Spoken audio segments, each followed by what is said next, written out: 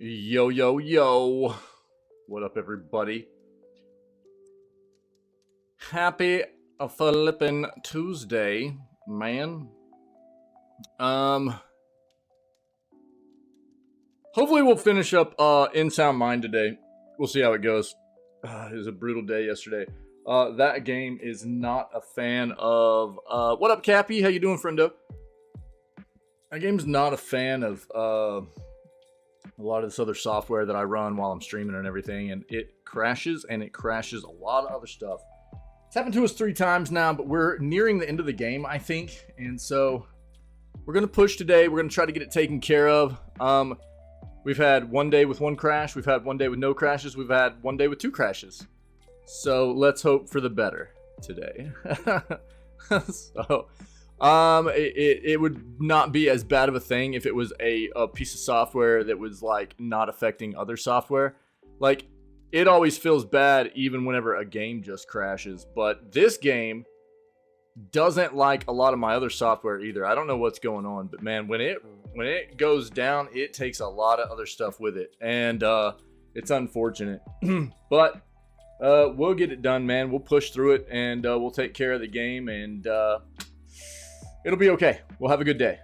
We always do. So, you know, before we can get into day 4 of In Sound Mind, we got to do video gaming news, man. So let's go ahead and get over there and see what we can find to dive into for October 17th edition. Cool?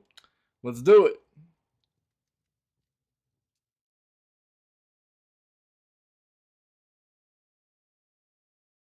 How you doing today, Cappy? What up, friendo? How's it going?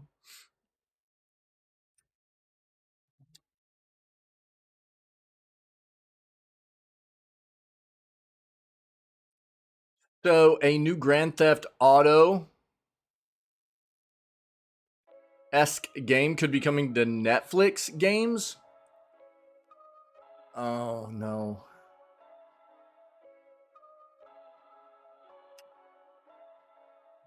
My initial reaction here is... how many times have we seen other companies try and emulate what Rockstar has done with Grand Theft Auto? And it's not going to pull people away from GTA. It's not going to be the same thing. You know? Even, I mean, take a look at something like Saints Row. Saints Row was, over the years, decent to good, even sometimes. But it didn't last. You know? I don't feel like it's the same thing that you can really... Don't get me wrong, emulation is something that we deal with all the time in the gaming industry, but man, that's one of those things that's one of those games that I feel like it's very hard for other developers to emulate well. A GTA styled game is a hard thing for other developers to emulate well, I feel like. It hasn't traditionally gone over great for other developers trying to emulate that style of game. Some have done an okay job. We'll see. We'll talk about it. Netflix tests streaming games to US TVs to take on PlayStation and Xbox. We knew they were going to be doing that kind of thing, so we'll take a look at that. Oh, geez, dude, here we go. I agree, Cappy. Very unoriginal. You know what I mean? Yep. I agree. It's not, it doesn't feel good to me. Davey, what's up, buddy? How you doing, man? Did you finally kick that sickness or what, dude? And how'd the work thing go? Everything good? I hope.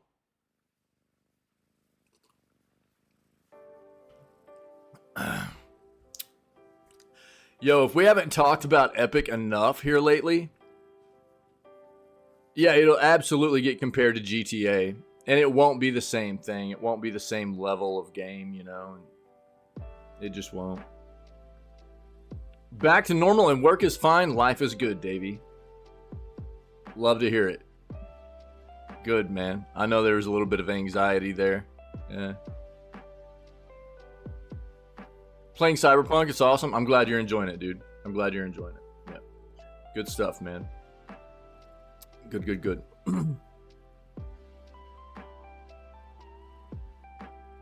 Yeah, for sure, buddy.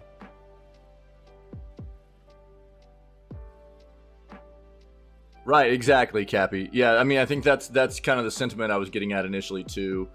You know, it's that trying to emulate another game that has done really set the standard for what those types of games are supposed to be, and it won't be the same thing, and people will automatically compare it, right?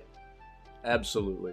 Here you go, guys. Epic Games laid off half of the Bandcamp. So if you don't remember, about 16 to 18 months ago, they bought Bandcamp, right? And everybody was like, well, that's kind of a weird purchase. What are they going to do with Bandcamp? Nothing. They did nothing with it. And then recently, amidst all of their issues of bad business, it was announced they were selling Bandcamp, right?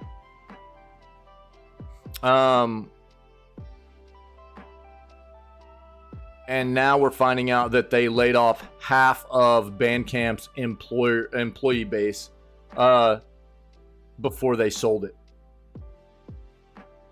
Epic is gross. Yeah, Davey. Bro, I've said for a long time, there aren't many companies that can stand up to CDPR's content, dude. They're very, very good at content. They are. Yeah. Very good at content. Which is why they've survived through the things they've done. No doubt about it. Yeah. Yeah. I want to see them do better, dude. That's it.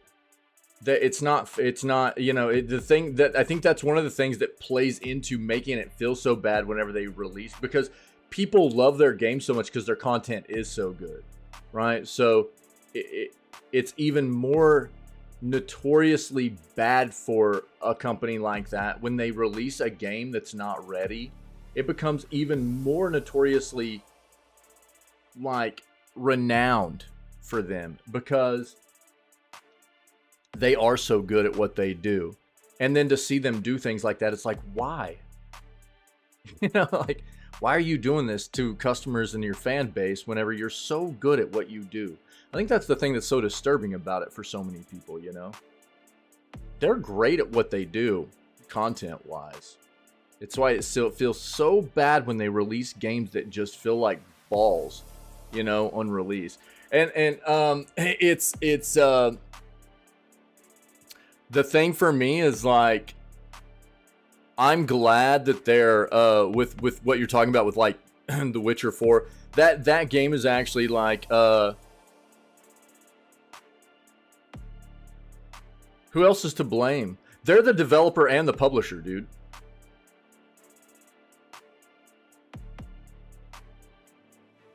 They've actually come out and admitted to they've copped up to their own shortfalls in releasing the game when it wasn't ready. Who else is to blame?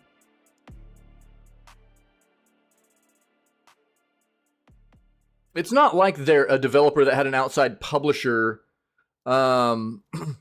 pushing down on them going, here's your date. They are one and the same, you know? It's not the same thing as like EA being a huge publisher and having so many developers underneath them where maybe... But that's what I'm saying. That company is that company.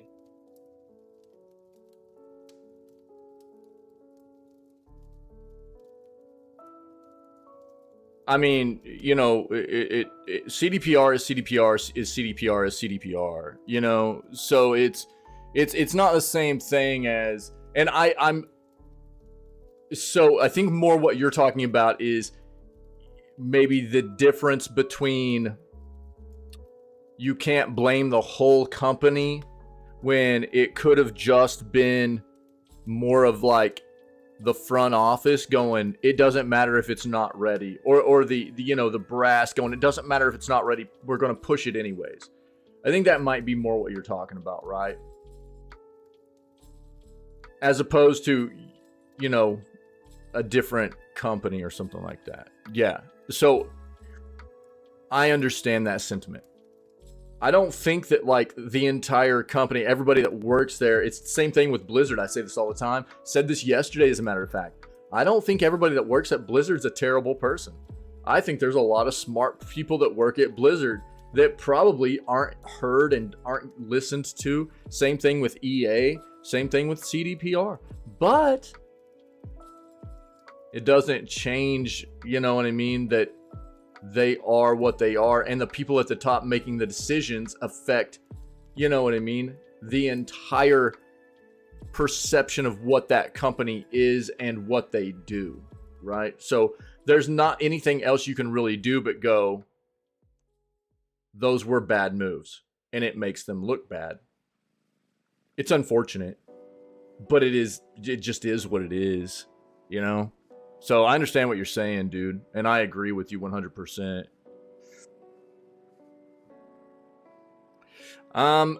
There's going to be differences, you mean from Cyberpunk or even Witcher 3? I think that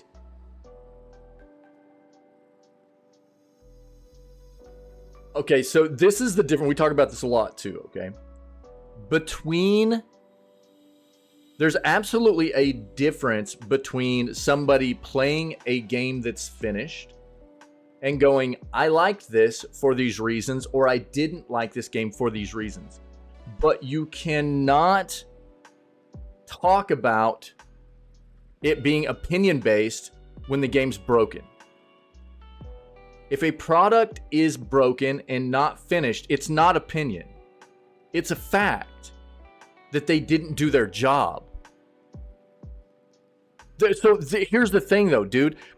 Yeah, because they were able to, so there were certain people, so I'll say this, on console, right? And we see this all the time in gaming, right? You'll see it on probably PC more often than any other platform, because PC is so hard to develop for because of the wide configuration of hardware and stuff, right? It's a harder platform to develop for. And what you'll see is, and Cyberpunk was this exact way, okay? It was this exact way. Console was balls. It was almost unplayable across all platforms of console. Nigh unplayable, dude. You can go back and take a look at all the release details and stuff. PC was a little bit different, right? PC, and this is every time a game comes out that is not totally finished and unoptimized on PC, this is usually the way it goes. You'll get a certain amount of people that can play the game. Then you'll get a certain amount of that can play the game with virtually no issues. Then you'll get a certain amount of people that can play the game that can trudge through a little bit of some monotonous, crappy stuff like some frame drops, some stuttering. And if they're enjoying the content enough, they'll push through it, kind of like I did with Elden Ring, right? Then you'll get people that can't even play the game because it'll crash all the time. It's just stupid wonky. Like, it's basically impossible to play. And that is what I try to get across to people all the time. Just because one person, that's why you have to look at everybody's experience across a platform, right? And that tells you whether or not that developer did a good job at actually finishing that product before it was released. And PC is usually the better telltale sign because it is so hard to develop for PC. I know development's hard, I do, yeah. So I understand that there are going to be people that go, it was fine on release, but that's because they're only looking at their experience, right? And if you don't look at the entire big picture of what everybody experienced on the release of that game, which it's undeniable, it was nowhere near finished. CDPR has even stated it, you know? So there are going to be people that go, yeah, it was fine. I don't know what everybody's talking about, but it's because they're not looking at the big picture, yeah?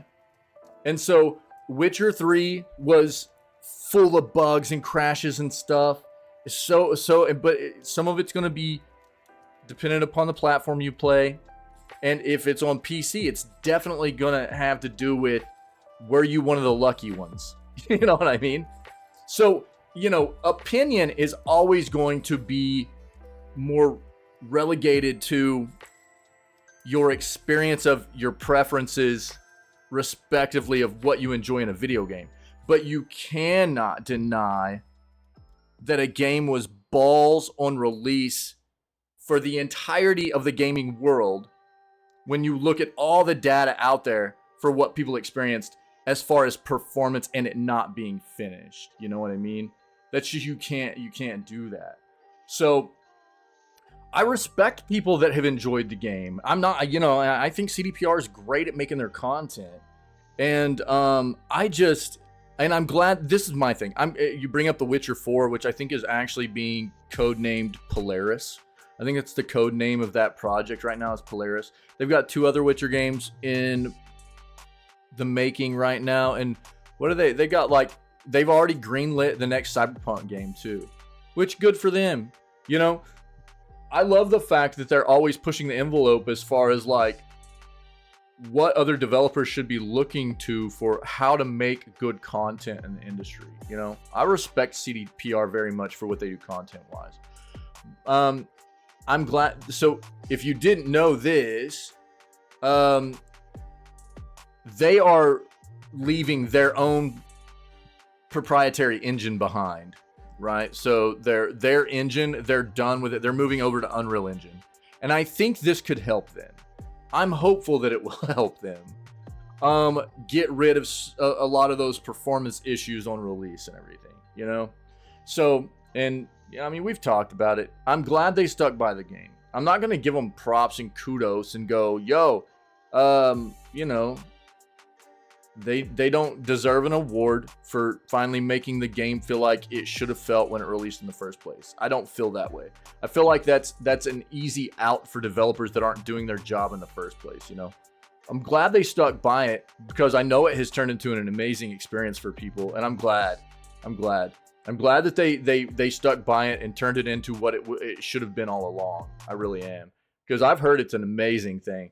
And I'm hopeful, after hearing what CDPR has been publicly stating about recognizing their own mistakes, that they'll be better in the future. I think that's the first part of it, man. You recognize your own mistakes, you tend to not make those same mistakes again. That's part of the process.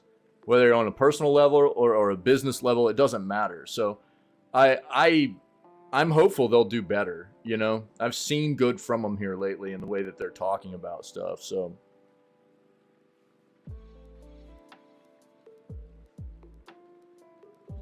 And I'm glad you're enjoying it, dude. That's great. It is. And if, you know, I might go back and play it if I see, you know, they start to do better in the future of the way they release their games. And I feel more comfortable with them as a developer and stuff, you know, and I might go back and play it. Oh yeah, it's going to be a while. Yeah. We've hit on it a number of times. Yeah. It'll be a little bit. And I think this is another thing people have to understand. There's an issue right now in the gaming industry of, you know, if you haven't heard of SAG-AFTRA, right? We're talking about all the voice actors, the actors, the writers, all these people that are part of the entertainment industry, that not just TV shows and movies and stuff, but the video gaming industry as well. The video gaming industry's contract is currently up. It was actually up in the beginning of the turn of the decade, and it got extended because of the pandemic, I think was the main reason. So a new contract was made. So think of SAG-AFTRA as like basically the union for all of those individuals that work in that industry, right? They're like power for the people that work in that industry, those industries, those careers and everything. And so they're always working to try and get those people their dues and stuff, what they should be getting, and working new contracts when the old contracts expire and stuff like that, right? But the old contract was done in the mid-20 teens. It expired in 2020, I think, got extended to now, but they're at like a standstill, and it looks like they're going to strike. So there's probably going to be a little bit of a lull in game development moving forward, where while they work on getting that kind of stuff done. I don't know how much it'll affect, but potentially a little bit. 1 second, go.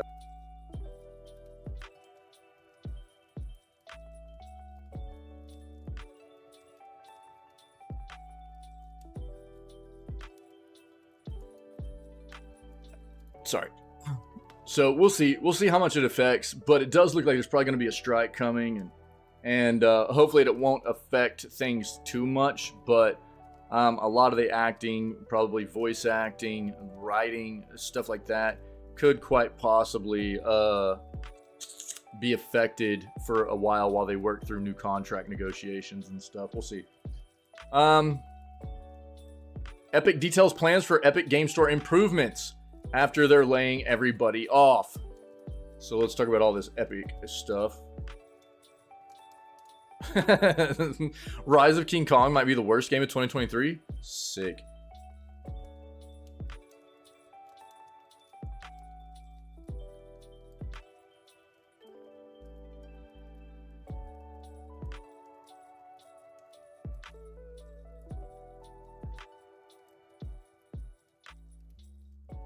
Okay, let's go ahead and look at this.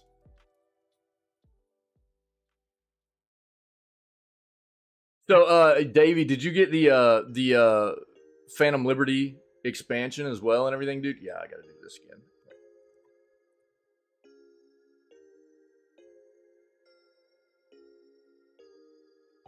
Not yet. Word.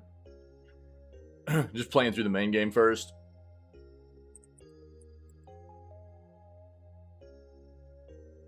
I've heard great things about the expansion as well.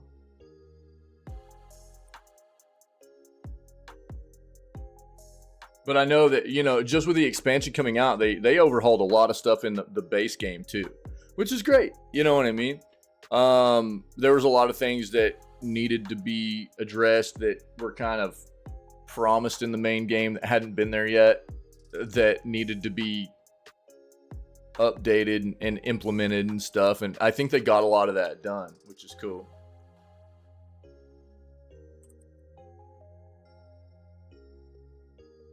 Get rid of as much of the sports stuff as possible.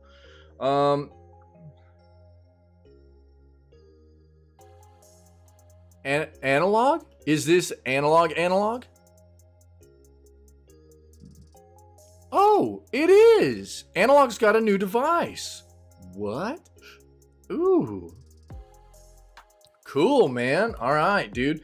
Analog Pocket's a cool little piece of hardware, and looks like they've got a new piece of hardware coming out. That's cool.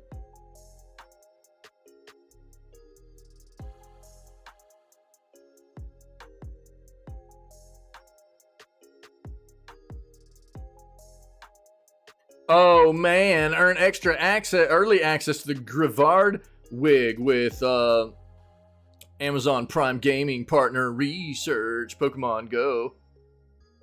We'll hit on that real quick. For all those people that have Amazon Prime Gaming access. Uh-oh. City Skylines 2 devs warn players of performance problems. The game is about to release. That feels bad.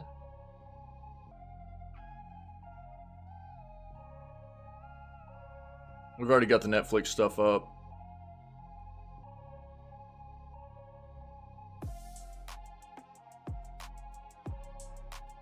Yeah, we watched Omni-Man's trailer already. It's really it's really gross. But I mean, all Mortal Kombat 1's trailers are gross. It's cool to see Omni-Man in here. I'm ready for Homelander. I want Homelander, but they've already said that Homelander stuff's probably going to get pushed back because of all the SAG-AFTRA stuff. So, Homelander being in this game is going to be great.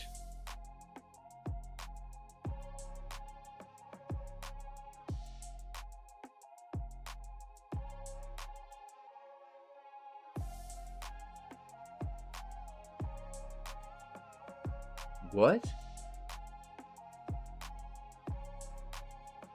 Intel's 14th gen chips are almost an identical copy of their 13th gen.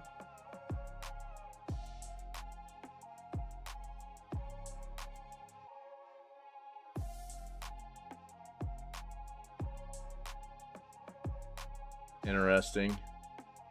Intel's just not really pumping out a whole lot of new tech for their processors, are they? Where AMD's just progressing crazy fast. Looks like City Skylines 2 won't be using Steam Workshop for mod sharing. So we've got a lot of City Skylines 2 stuff coming out here.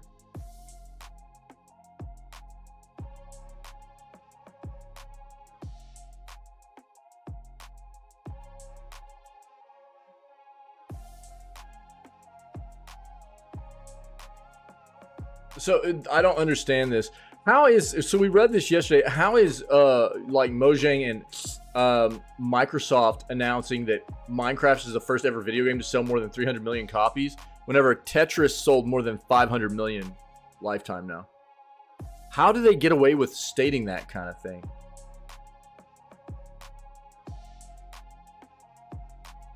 That's what we read yesterday. Is apparently Tetris is a game that has lifetime sold 500 million copies. And Mojang and Microsoft are promoting Minecraft as the first video game to ever sell more than 300 million copies. What? I don't understand. How?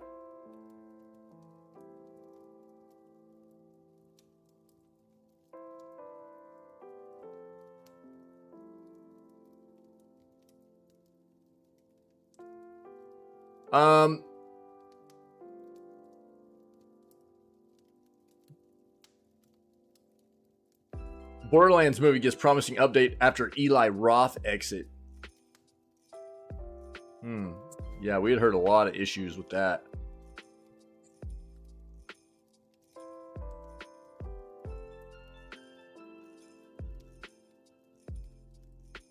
Okay, here. I'll answer this question with another question.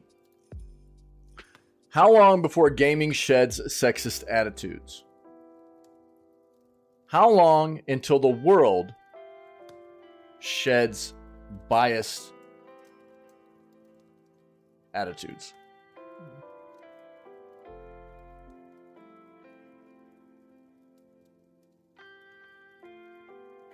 Because then, that's when.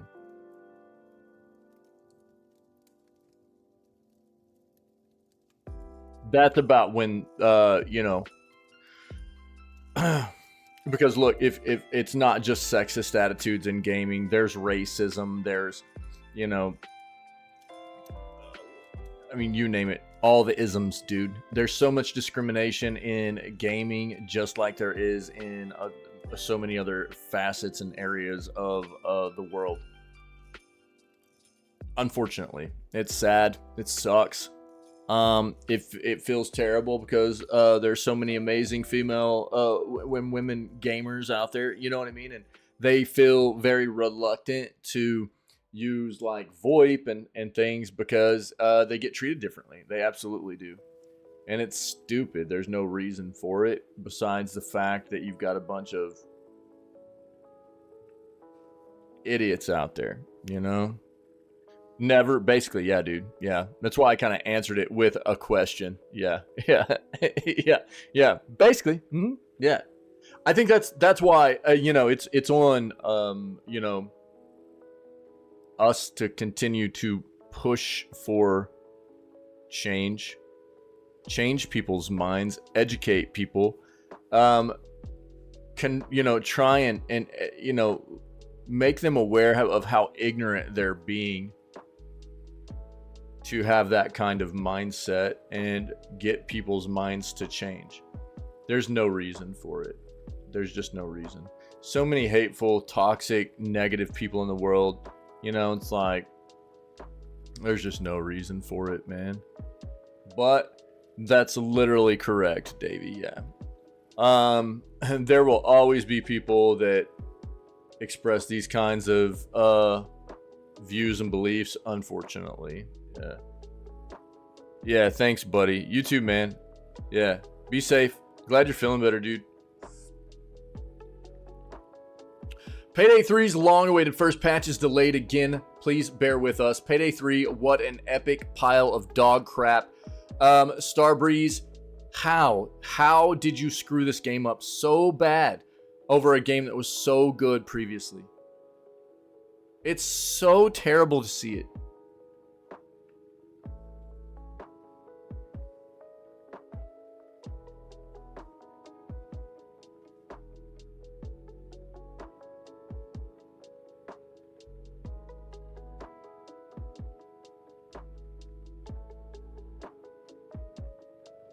Starfield's lead quest designer leaves Bethesda to join other RPG veterans making a new open world game. Let's see what this is.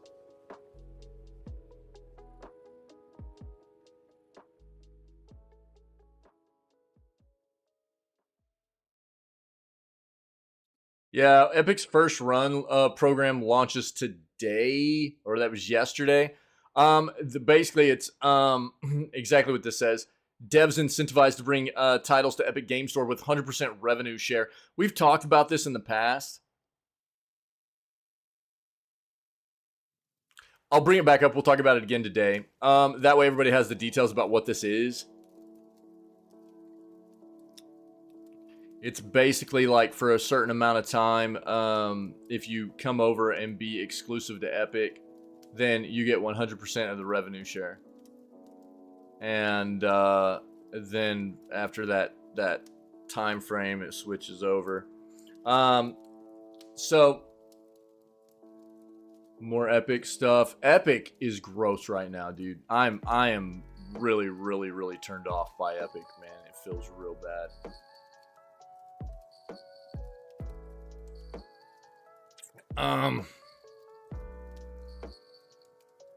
Steam Deal gives you 10 awesome games for roughly $1 a game. That would be $10. I think that's math. Blizzard. Did you see what I just did? Math.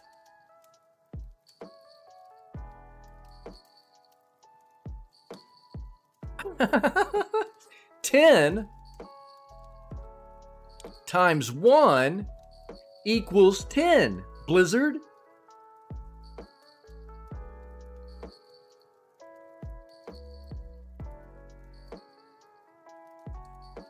Jesus Christ.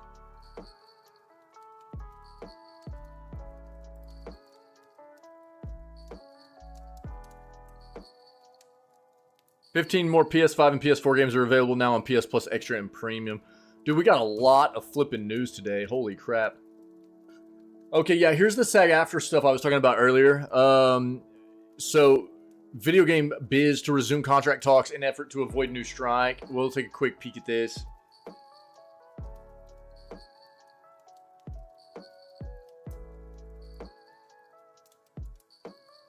We don't think Steam should be paid to win. Valve explains how games we would have never predicted pop off so hard.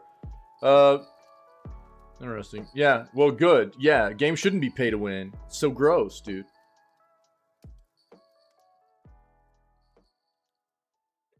Nintendo patent may reveal major Switch 2 redesign. Take a quick peek. This is sick, dude. Analog's next console is going to play Nintendo 64 games in 4K. Yo, that's sick.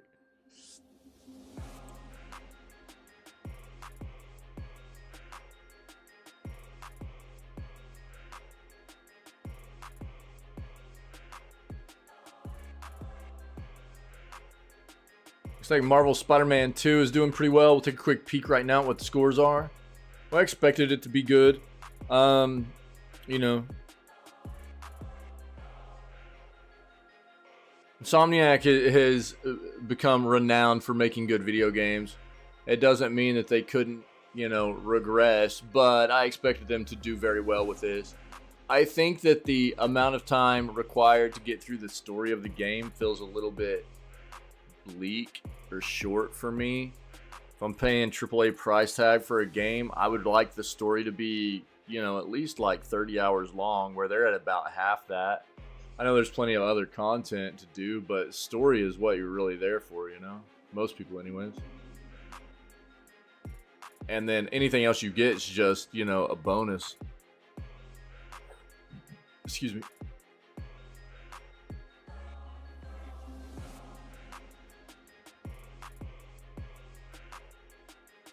New Nintendo Switch exclusive, the 6th best game of the year with a 93 Metacritic score. Dude, we have so much news to cover today. Holy crap. I'm getting stun locked by a flipping eyelash too, dude. This is gross. Alright, let's go look at our other excuse me.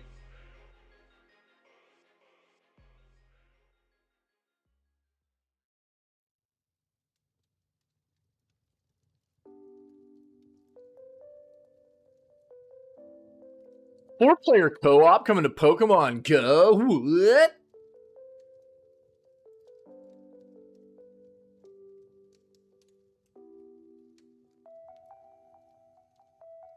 Oh my god.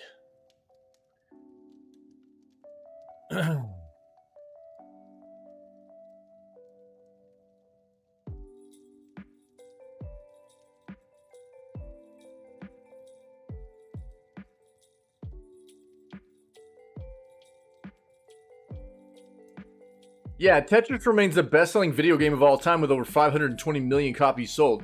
How is Mojang and Microsoft claiming that Minecraft is the highest-selling video game of all time then? What is going on, dude? They're nowhere even close.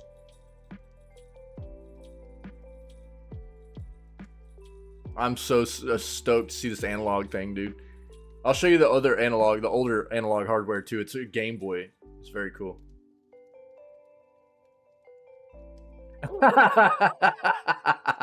No way, dude. Gollum redeemed. New $50 King Kong game called a complete scam. Oh no. We've got this up. Apparently City Skylines 2 is going to be plagued with issues, and they're releasing it anyways. Why? Why are you releasing it instead of delaying it? If you're publicly acknowledging that there are going to be plenty of bugs and issues performance-wise for this game, you should be delaying it. You should not be releasing this game. What is wrong with these developers and publishers, dude?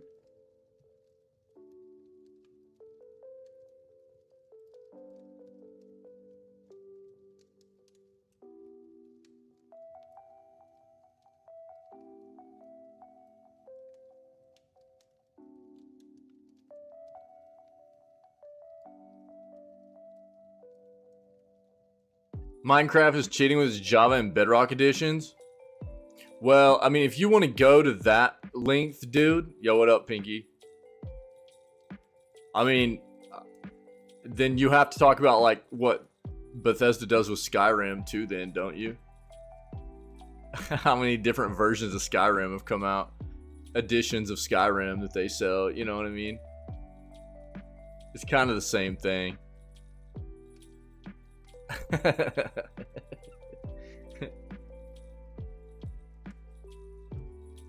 It's not like they're the only ones that have done that kind of thing. How many copies of oh, also multi, yeah, that's true. Yeah. How many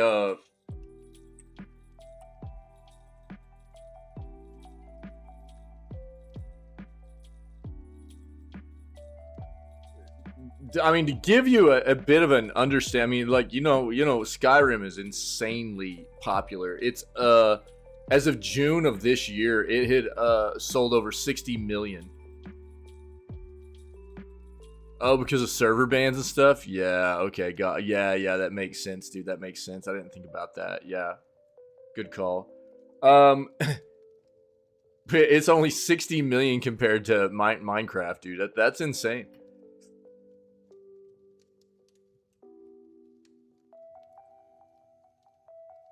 How's your day? How was work, dude? Are you still there? Are you still working? Or are you done? Pure chaos? Jesus, dog, that sucks. You've got to be close to done, right? What is it, like 2 o'clock? 2 p.m. for you? Still at work? Yeah, okay. I'm sorry, dude.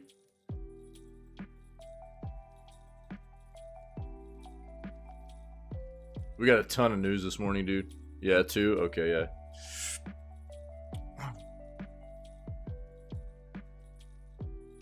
Oh, yeah, we looked at this the other day. That's pretty cool.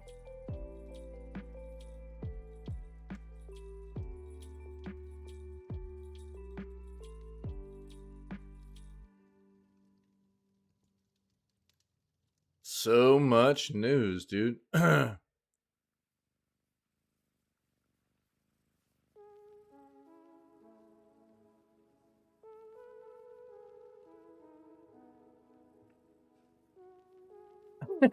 Dude, I can't wait to see this King Kong stuff here, which that's what we'll look at first. We'll look at this first. All right, hold on. Dude, I'm filling up my coffee real quick. We got a ton of news to cover. I'm going to need more coffee to get... Look at all these tabs, bro. We've got...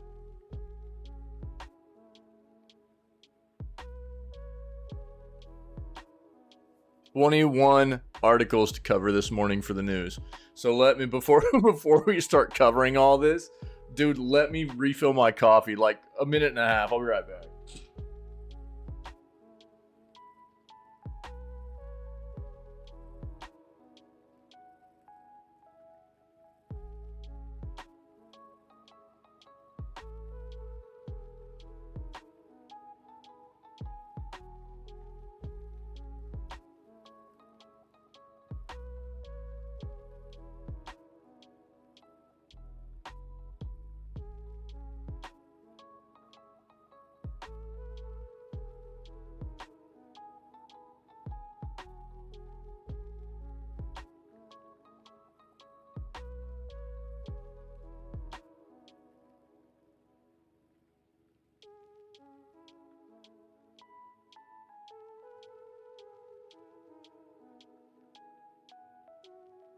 All right, let's do this. We got news for days. Yeah, we do. Dude, look at this title. Gollum redeemed. I don't know about that, but not maybe considered the worst game of the year now. New $50 King Kong game called a complete scam. Skull Island Rise of Kong videos have been shared thousands of times on social media.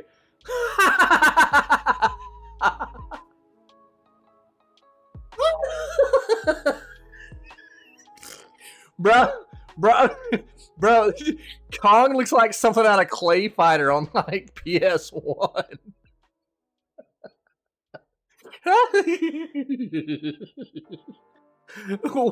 What is this? A new King Kong Fortnite skin. God dang, dude. Bro. A new King Kong game has gone viral due to its unusually poor graphics, with one player labeling it a complete scam. I can't even read this, dude. Look at that flipping image. That's so perfect, dude. I'm losing it. Oh my god.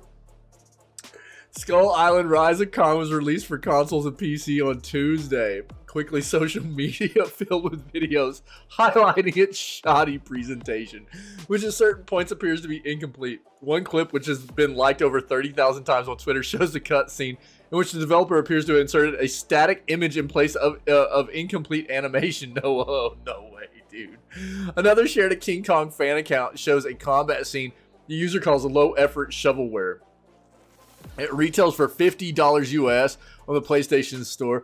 However, PS Plus members can receive a 25% discount. Easy.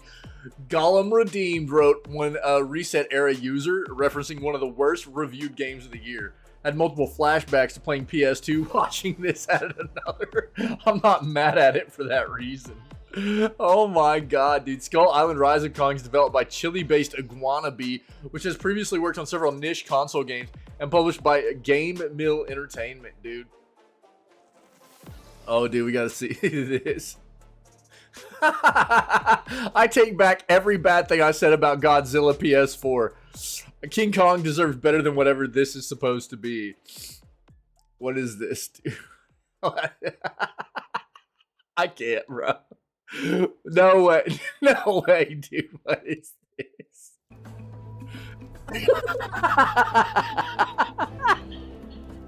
Dog, what is this? Oh my god, dude. No way. Oh my god. This is the game, bro. Oh, for real? Oh, nice, dude. Is it great? Look at this, dog.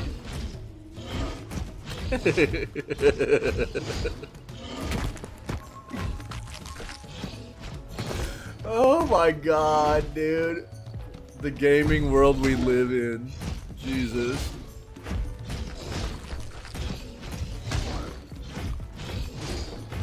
Bop, bop, bop.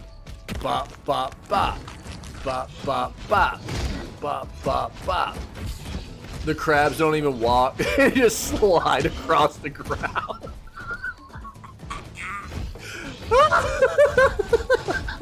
It's so good, dude. Oh my god. How great.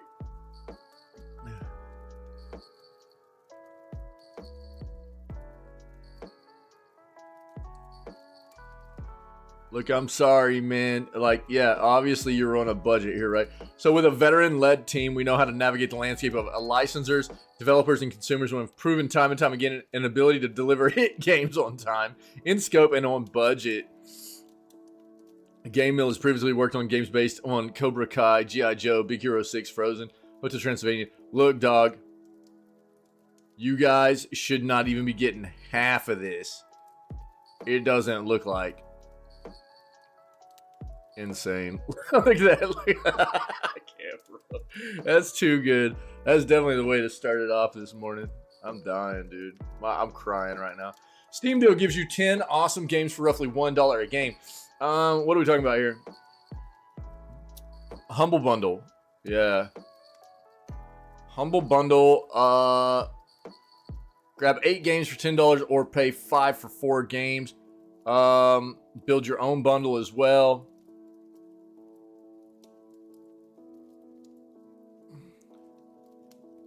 More about all 10 games. Check out trailers for all 10 games. Signalis, which is not included, but the bundle does come with a 25% off coupon for the game.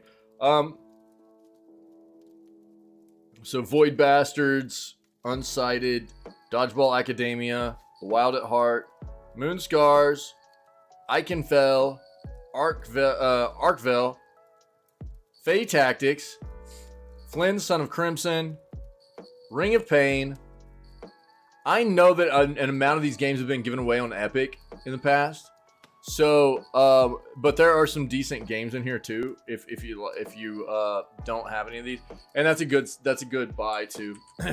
And Humble's a good website. So, if you're interested in some of these titles, take a look at some of those trailers. Check your Epic Games account if you're a PC gamer, right? Well, obviously this would be for PC anyways. These would be Steam keys. But check your other libraries. Make sure you don't have all these games yet. You know what I mean? I know some of these. Yeah, Void Bastards. It's what you're thinking of, dude. It is. I know. That's why it's the top one on here. This game's supposed to be very, very good. I haven't played it, but it is supposed to be very good. There's some other really notable games in here as well. Moonscar is supposed to be pretty dope. I've heard some stuff about Wild at Heart. So it's a pretty solid bundle here. Fae Tactics, I think I've heard of as well. But again, some of these have actually been given away, I think, on Epic. So see what you have and what you might not need out of that bundle, you know? But it's a good price.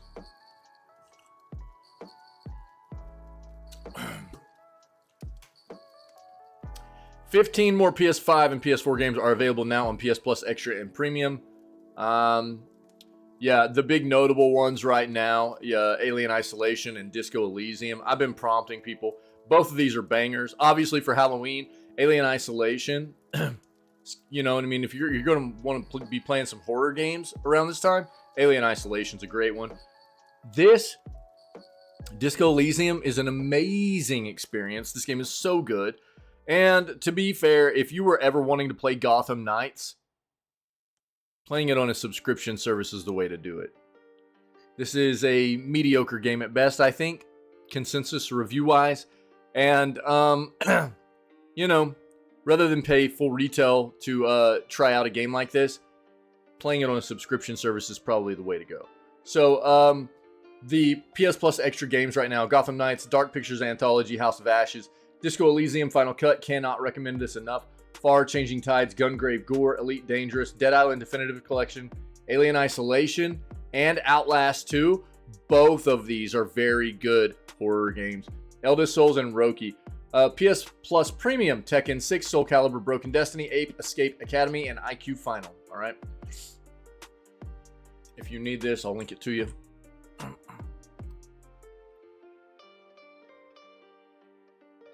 So as I was talking about before, I kind of mentioned this, but there is the potential that there's going to be a bit of a strike that happens for the SAG-AFTRA members. Basically, many of the entertainment industry individuals that work in the gaming side of things, they're in need of a new contract. Right, for the industry is basically what it comes down to. The current contract has lapsed. It went into effect in like the middle 2010s. It was supposed to be renegotiated at the turn of the decade here, but I think it was due to mainly the pandemic happening at that time that they went ahead and extended it. And now they are currently in the mode of trying to negotiate a new contract. But it's not going very well, and it's looking like a strike might be imminent here and pending. Their ability to get like a new contract done in a timely manner, a strike could quite possibly be happening. So what that could do is present some obstacles for games that are currently in development. For those, actors, voice actors, writers, things like that, Been nearly 3 weeks since SAG-AFTRA's talks with video game industry broke up, but a power-up is on the horizon. Union said today that negotiations for a new interactive media agreement will continue, but as for when, stay tuned. Bargaining, quote, will continue with new dates to be released as soon as they are determined. SAG-AFTRA said the union's 160,000-strong membership voted overwhelmingly last month to authorize a strike against 10 of the major video game companies. Many of these issues involved in the union's 3-month film and TV strike are common to those in the video game contract as well, including wages and artificial intelligence. News of the video game talks renewal comes 2 days after SAG-AFTRA's national executive chairman, Duncan Crabtree Ireland, was at New York Comic-Con to discuss the AI issue and its threat to voice performers in video games. We can stand up and say this is the kind of world we want to live in, he told the NYCC crowd on Saturday. This is the kind of content we want, which is authentic content that's not made by ripping people off, whether it's voices or images or anything else. That is within our power. All we have to do is say no and stand up and stand together. 10 companies facing a possible strike are Activision, Blindlight, Disney, EA, Epic, Formosa, Insomniac, Take-Two, VoiceWorks, and WB. And I wholly agree. My entire stance since quote unquote AI has become such a prominent thing in the video gaming industry is any AI mechanics technology that developers want to be using need to be used on unique assets made for that specific project. They shouldn't be able to just go out and yoink assets, like go, yo, AI, go, and avoid employing people to create unique artwork and assets for their projects. And just grab anything out there, that they can utilize that is basically plagiarism and they haven't been authorized to use or anything like that. that's kind of the way that I've seen this whole thing. I think that there are ways in which I don't even like calling it AI. It's not AI. It's really not AI. I wish they would refer to this collective piece of smart technology that's being used as something different. It's not AI. I don't like the fact they use that term, but it's already kind of ingrained for everybody that way.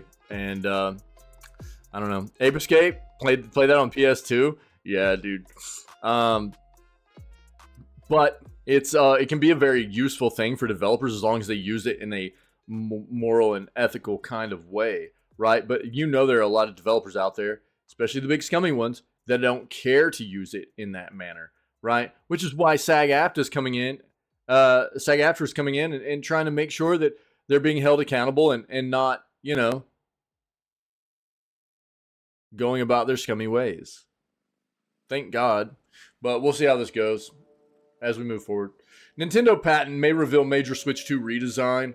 A Nintendo patent may reveal the design of the Switch 2, and thus our first rough look at the new Nintendo console. The patent in question was first filed in late last year, only published this month.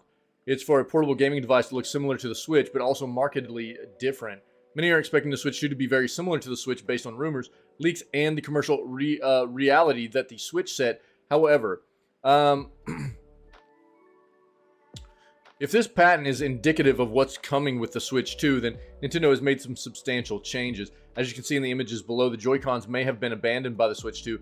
If this is the case, then presumably the Switch 2 won't be backwards compatible with every Switch game, as a few Switch games require Joy-Cons. Rather than Joy-Cons, the machine below has a joystick to the left of its large screen and 4 face buttons on the right. Completing the interface are 2 shoulder buttons on the top of the console rather than the 4 the Switch has. Prospect the Switch 2 won't make use of Joy-Con seems reasonable. However, no triggers and only 1 joystick seems unlikely, as it severely complicates playing certain genres on the machine, such as twin-stick shooters and first-person shooters. To ship a console in modern times, or whenever this thing ends up shipping, without triggers seems very unlikely. However, it is also possible the design below is just a rough design for the purposes of the patent. That is probably a very reliable way to look at this, because Nintendo is not, they know things like this are going to leak. And they're not going to give everybody, look, bro, really?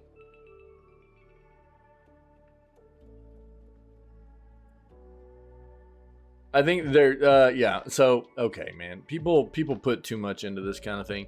I think this is what, I would be very, very surprised if the new Nintendo console isn't just a more modernized take on the Switch. It'll be more modern hardware. Hopefully, it'll be a little bit more ergonomic and fit a player's hand a little bit better. Have some curves to it. Probably have a bigger battery. Maybe a little bit heftier. You know what I mean? Because of the bigger battery, things like that. But ultimately, I would be very surprised if the new Nintendo console didn't have a form of Joy-Con or detachable controller. That's something that Nintendo has done very well with. They're always very inventive with their hardware, though. So to think that they might not be doing something else that's kind of defining for this type of hardware moving forward for themselves and other developers, I think would be a little short-sighted. Nintendo's always kind of pushed the envelope as far as that kind of thing goes. And to think that they would regress and just make something as a fully static piece of hardware that didn't have detachable controllers, which has played so well with their type of software, I don't see that happening really, you know?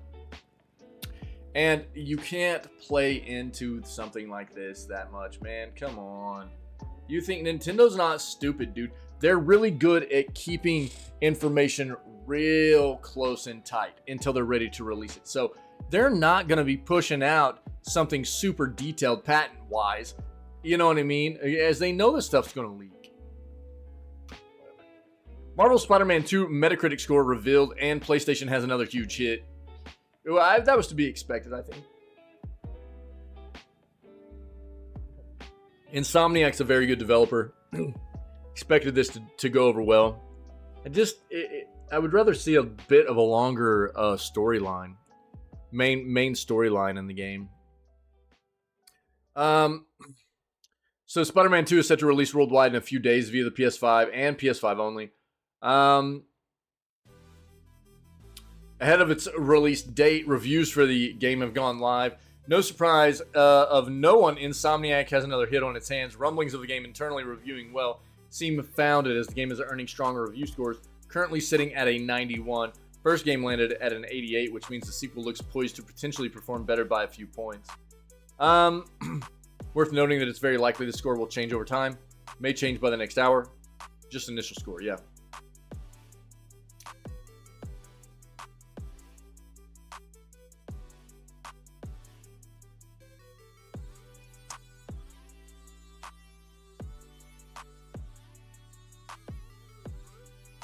Yeah, it will come to PC at some point in the future. You can bet on that. It's a Sony proprietary first-party game. It's $70. Everybody should know that. It's releasing on October 20th. Yeah, so you're like 3 days away. We'll pull up the Metacritic real quick.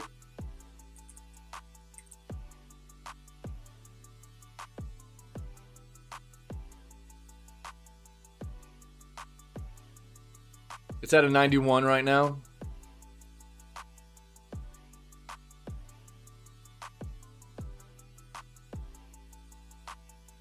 I mean, the thing that Insomniac has going for them, too, with these kinds of games is they don't initially have to focus on any other platform.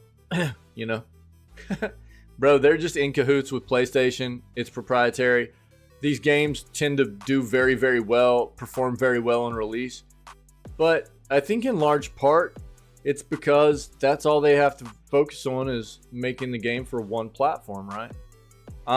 So they've set themselves up in a position to, you know, only have to focus on that kind of thing. And not that if they were, you know, releasing on multiple platforms at the same time, they wouldn't do a good job or anything. But it does allow them to just focus down on one piece of hardware. And it's got to be an easier thing than trying to release this kind of game on like PC, Xbox, PlayStation, you know, all that kind of stuff. It's got to be, dude. But they do a great job. And you know what, dude? I cannot wait for this game to release in 3 days. Not because I'm playing it, because I am ready for them to work on Wolverine. But these games are supposed to be very good. And it looks like it's going to be a banger already. New Nintendo Switch exclusive, the sixth.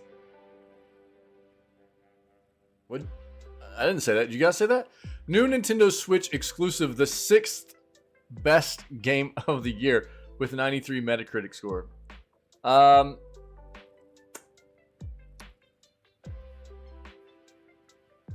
the highest rated game of 2023 right now is Tears of the Kingdom.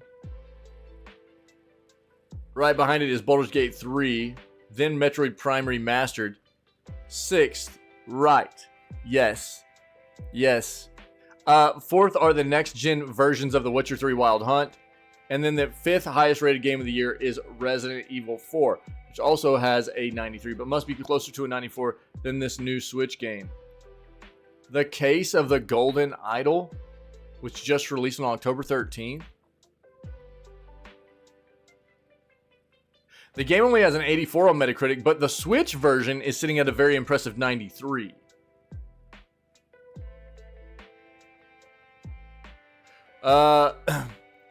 Steam users agree with the game having over 2,400 user reviews and 98% of them positive. Interesting. What is this? Bro, I still got music on, don't I? I'm tripping. Sorry, guys.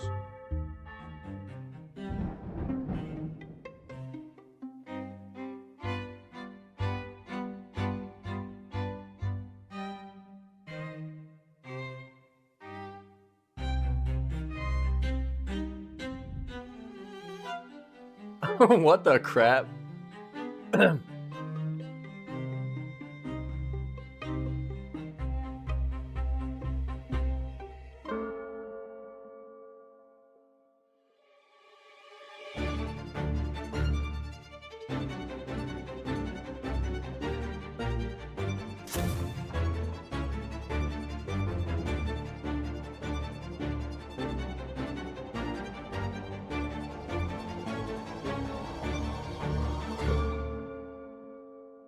That looks wild, dude. Holy crap. Jesus.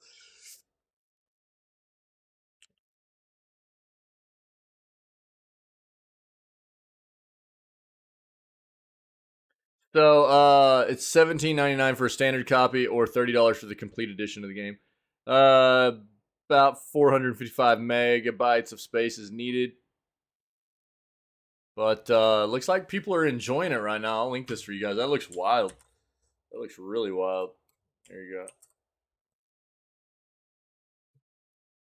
Borderlands movie gets promising update after Eli Roth exit. This game had gone through some issues, or this movie had gone through some issues.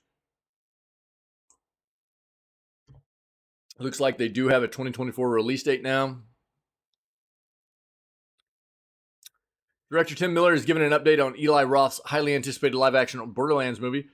Quote, it was an interesting experience to come in and do reshoots on a movie that's not yours. It's a freeing experience where you feel like I'm just here to help wherever I can, Miller told Collider. My main reason, other than, I have a huge affection for the video gaming industry. I wanted to see every video game adaptation succeed is, I'll be honest, I want to work with Kate Blanchett. And I wanted to work with Kevin Hart and Jamie Lee Curtis. And Ariana Greenblatt, the young lady who plays Tiny Tina, is amazing, which everybody knows from the Barbie movie. So it was a great experience all around. I was feeling a little rusty, so I was happy to get back in the saddle. Movie gets up and moves. It's a good ride. Based on the wildly popular video game, the movie follows Lilith, Kate Blanchett, as she reluctantly returns to Pandora in search of her daughter. Of a powerful man named Atlas, Edgar Ramirez, teaming up with a ragtag gang of misfits along the way. Cast includes Jack Black, Cheyenne Jackson, Janina Gavankar, Edgar Ramirez, Florian Montinu, Bobby Lee, Haley Bennett, and Gina Gershon. Eli Roth first signed on to direct back in 2015 with The Last of Us showrunner Craig Mazin set to co-write the script. A lot has changed in the last 8 years, however, with Roth exiting, still remaining the main director due to scheduling conflicts, and Mazin removing his writing credit from the film. The script is now co-written by mysterious Joe Crombie, which people are adamant is Mazin's pseudonym, with Tim Miller, Deadpool Sonic the Hedgehog, taking over for reshoots. There's been a lot of weird stuff happening with this. Borderlands is set to hit theaters in August of next year. We'll see. Oh, man. Starbreeze. How did you screw this up so bad?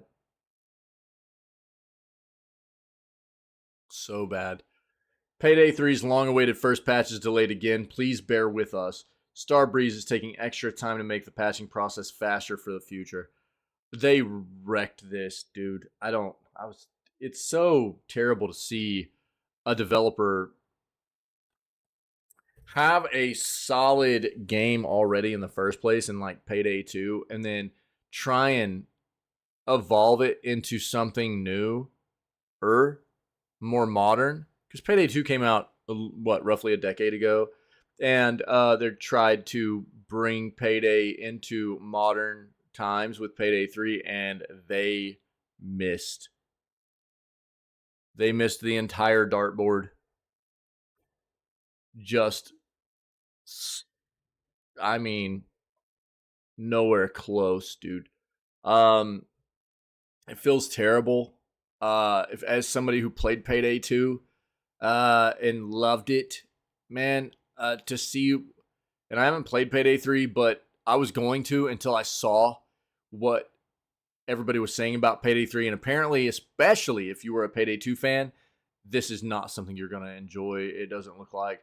Almost a month after Payday 3's disastrous launch, its highly anticipated first patch, which is said to include over 200 quality of life improvements, has been delayed a second time with no estimated release date. Quote, we're sorry for the lack of communication regarding the first patch. Starbreeze community and influencer manager Elizabeth Elvstad wrote on the game's Discord, we have identified some issues that need to be fixed before we can bring it to you, but rest assured that this is the main priority for our teams. Okay. We're spending additional time revamping our patching process to ensure that we can have a steady cadence and momentum with patches going forward. We are careful with giving you an ETA right now as we want to make sure that we can deliver before we do so. Please bear with us. The patch and more news are coming. Payday 3 players have been living in the promise of the patch ever since it was slated for the first week of October. Reports of matchmaking errors, empty lobbies, cheaters, and frustrations with a challenge-based progression system have continued in the interim. That is not even addressing the fact of, like, them trying to fix a bunch of stuff that wasn't broken in the first place with just the way the game was, mechanically built from Payday 2. The news of another delay for the patch has left many players losing patience with Starbreeze. Games only get one launch, and they thoroughly crap the bed with this one. Reddit user Mahogany Tooth wrote in a reply to a post about the delay. I'm sure they'll make the game better and more successful like they did with Payday 2, but they're building themselves their own hill to climb. I truly believe you can turn this game around, but I believe it less and less with each delay. Hank Garrettson wrote in a reply to the announcement on Twitter. The worst issues with Payday 3 were cleaned up with server maintenance early on. Players still find the co-op FPS lacking compared to Payday 2. One of the biggest criticisms is Payday 3's online-only requirement, which forces solo players to enter a queue before every mission. Starbreeze CEO Tobias Soigren said earlier this month the team is looking at the possibility to add some sort of offline mode. Work on an offline mode for Payday 3 hasn't actually begun at this point, however. Payday 3's roadmap hasn't been pushed forward from the delay. It will receive another quality of life patch in November and its first DLC syntax error before the end of the year. 3 more DLCs are planned to release throughout 2024. Meanwhile, on Steam, 60% of the 31,000 user reviews for Payday 3 are negative. That means 40% are positive, with fewer and fewer trickling in as the concurrent player count drops into the thousands.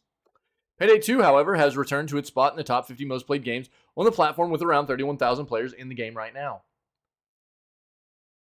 Again, Payday 2 was a banger. Still is. And I don't know what they were thinking with all these things they tried. What they needed to do, and they didn't do, was just take Payday 2, take a look at... It's literally the same thing we talk about all the time with these developers, right? Do you listen to your community at all? Starbreeze doesn't, obviously. Starbreeze doesn't listen to their community at all. With as much feedback as they've gotten over the past decade for Payday 2 and the things that they've done very well and the things that they've gotten backlash for, right? They tried to take Payday 2, turn it into Payday 3, and did so much wrong. Payday 3 is a game that people love. Obviously, Payday 2, people are going back and playing. There are a ton of people playing it right now. It's an over decade old game that people love. And people are going back and playing it because their new one's a piece of trash. This is the problem with developers, man. A lot of them. Not all of them. A lot of them. You don't listen to your fan base. You don't listen to your community. You do what you think needs to be done. And you just push out a pile of trash. That's not the way this works. You know? I don't know. It doesn't make any sense to me, man. There are good developers out there that actually listen to their player base, their fan base. And it's funny to me because you look at these companies that do that. Don't get me wrong, not all feedback is good feedback, right? But it's easy to kind of discern between good and bad feedback. If you have the majority of your player base and your fan base saying the same thing, it's a pretty good idea to listen to those sentiments and try and implement and maybe keep those mechanics, things like that, right? The companies that do that kind of thing tend to create pretty solid products that their players enjoy. I don't understand what's so hard about that process, man. Starfield's lead quest designer leaves Bethesda to join other RPG veterans making a new open world game. Something Wicked Games snatches another veteran for their horror RPG. Ooh-wee. Starfield's lead quest designer, Pinky, don't let me forget to talk to you about the, was it Witch with a Gun? Is that the name of it? I brought it up yesterday, and you were talking about it this morning? What's the name of it? Wizards with a gun. Yeah, yeah.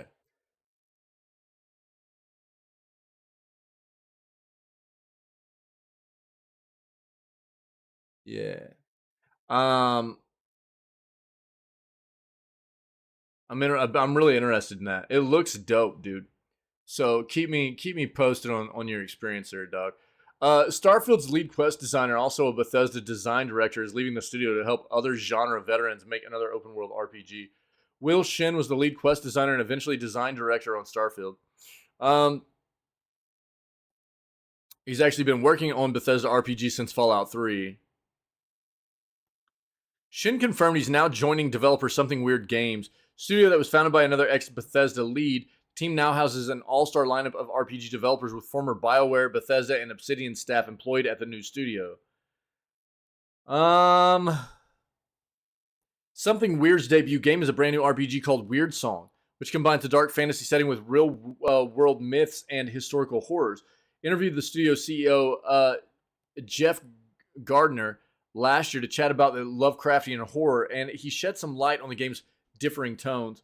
Quote, I'm a big fan of contrast, so there's times when it's more relaxed.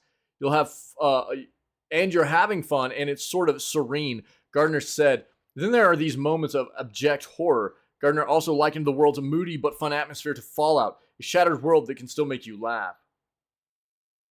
Uh, what's the name of this weird song? Have we seen this? Yeah, I know that, dude. Yeah, I know. Yeah, too. I was talking about it yesterday. So I don't know if you were here at the end of the stream yesterday, but uh, this flipping game I'm playing right now, it does not like. I don't know if it doesn't like my hardware. It doesn't like some of the software I'm running or what. But dude, it crashes and it crashes a ton of stuff at the same time. And it crashed twice yesterday. And when I brought the stream back up, I got a notification that game had released, and I was showing everybody. I was like, "This game looks dope," and I was telling everybody it has co-op. Yeah, I know, bro. Wink, wink, wink. Keeps winking the winks. Yeah, I know, bro. Have we seen this? This sounds familiar, dude.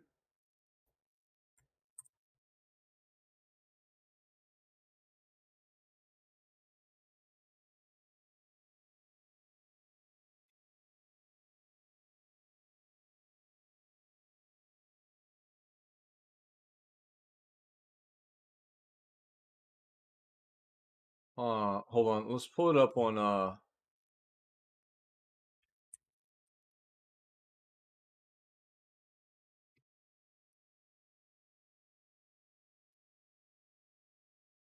Jesus, what was that, dude? That was terrible. Yeah, in sound mind is, dude. Yeah, this is. I've had it happen 3 times now. So the first day we played, it happened too. The first day we played it, it happened. It crashed, and bro, I'm not like I'm running it on low settings and stuff to try to prevent it. But I looked up some stuff yesterday, and apparently it's notorious for this kind of stuff, especially if you run any other kind of like overlays or software with it or stuff. It's not very fun. It doesn't like that very much. But the game plays fine, but it's just like all of a sudden, every once in a while, it'll just crash, dude, and it'll just wreck a ton of my other software and stuff. So the stream will go down. It happened twice yesterday. The day before that we played it, I had no issues. The first day we played it, it did it once. It's like we have, I think we have seen this, but we'll watch it. It's really odd. I'm hoping we won't have too many issues today, and I think we might be able to get through the rest of the game today. I want to finish it up, but it feels bad, dude. I don't know. Yeah, in sound mine, it just keeps wrecking, dude. There's just no indication anything's going wrong either. It just like boom, dude, and it's like the game crashes, and then a bunch of my like stream software crashes, and it just everything goes nuts, dude. It's really really crazy. I don't know why. Yeah, yeah, it's really weird. It doesn't feel good, but we'll try to get through it today, anyways. Uh, so official HD trailer for Weird Song. Let's watch this real quick. Like, I'm not running high. Like, I've got it locked at 60 frames. I'm running, you know what I mean? Like, I don't know. And it's... No other games do this, you know? So, it's got to be that software. Of reality. I did a little bit of research. Other people have said they've had the same issues. The game just gets wonky sometimes. It crashes a whole bunch of other crap. I don't know. One before the shadow. And one behind the eye.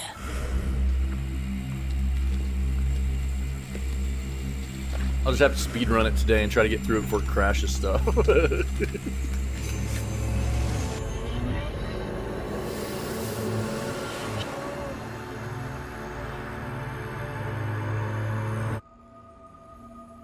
Okay. Well, that's all we get from that. 4-player co-op's coming to Pokemon Go. Players will share progress towards in-game challenges. Party play! 4-player co-op is coming to Pokemon Go, Niantic has announced. The new feature named Party Play will be available to all Pokemon Go players above level 15. It will allow groups of up to 4 to share progress in in-game challenges, receive bonuses when battling together, and other advantages that are unique to being in a party. At launch this week, players will be able to earn new Party Play theme rewards. Sick! Quote, trainers will be tasked with completing party challenges to earn exclusive rewards like new Eevee avatar shirts. Niantic said parties will even gain access to a bonus move in raids, which can double the damage of their next charge attack. Once trainers are done adventuring, they'll be, treated to an activity summary showing highlights from their adventure. Party Play will be added to Pokemon Go on October 17th. That's today! Pokemon Go's next theme event, Pokemon Go Halloween, will also start this week. See the debut of Grevard and Houndstone, 2 Pokemon that made their debut in Pokemon Scarlet and Violet. Ekans, Zuba, Alolan, Meowth, Ghastly, that's supposed to be Haunter, Spinarak, Misdrevious, Poochyena, Shuppet, Drifloon, Litwick, and Fontoomp will also appear more frequently during the event. Also, for Pokemon Go, you can earn early access to the Grevard wig with the Amazon Prime Gaming Partner Research. So, trainers, as part of our most recent collaboration with Amazon Prime Gaming, we're offering trainers an extra spooky reward for Halloween. Amazon Prime members can complete the partner research at no extra cost to earn early access to the Grevard wig avatar item. The partner research also grants exciting rewards, including encounters with themed Pokemon and all sorts of treats. For more information or to claim this bundle, head over to the Prime Gaming Pokemon Go page, linked right here. I'll link this guy for you all in case you need it. This is the wig you get. That's sick.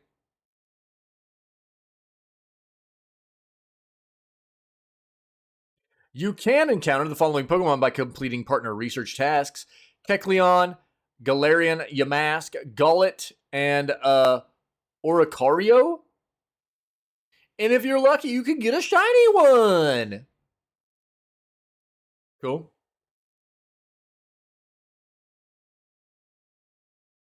Just saying, there's some people in this community that got me hooked on playing Pokemon Go, and I haven't gotten any gifts from some people in a while.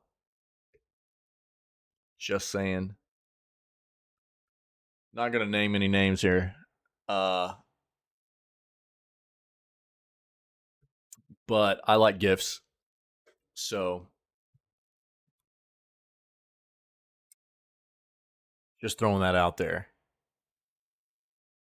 You know who I'm talking to.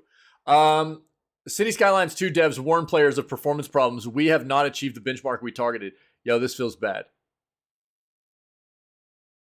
Ahead of the City Builders release on October 24th, the devs want to manage expectations on performance. Yo, you know what this says to me? You should be delaying your game. You don't release this game if it doesn't perform right. You don't release this. You delay this.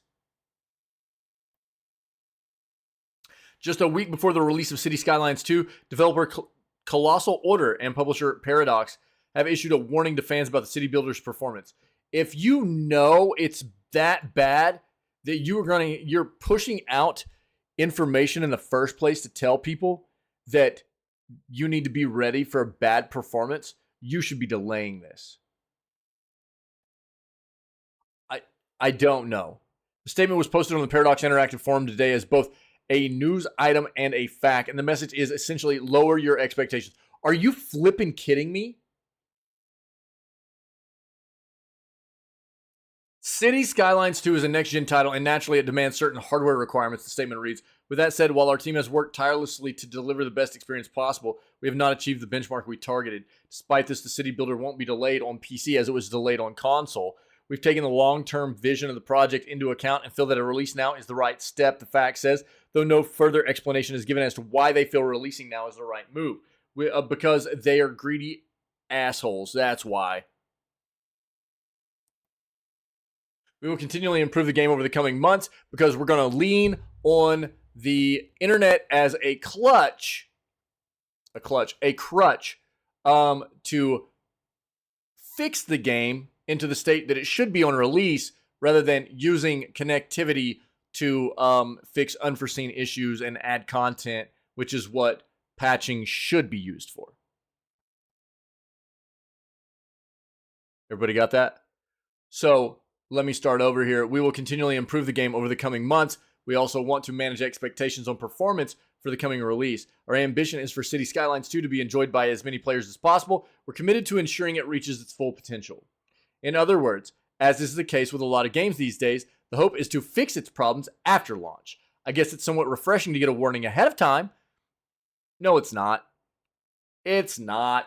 I mean, yeah, I think what this should do is, I guess it is in a way. What it should do, though, is tell people not to buy this.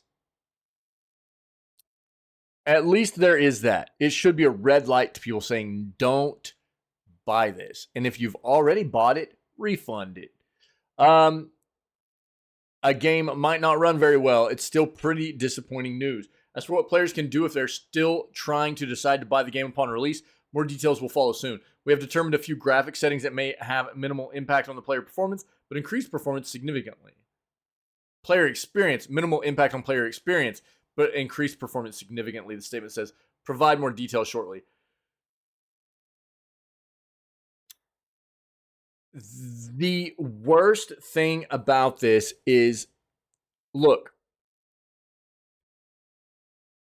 no developer releases a game blind to what the current state of the game is, right?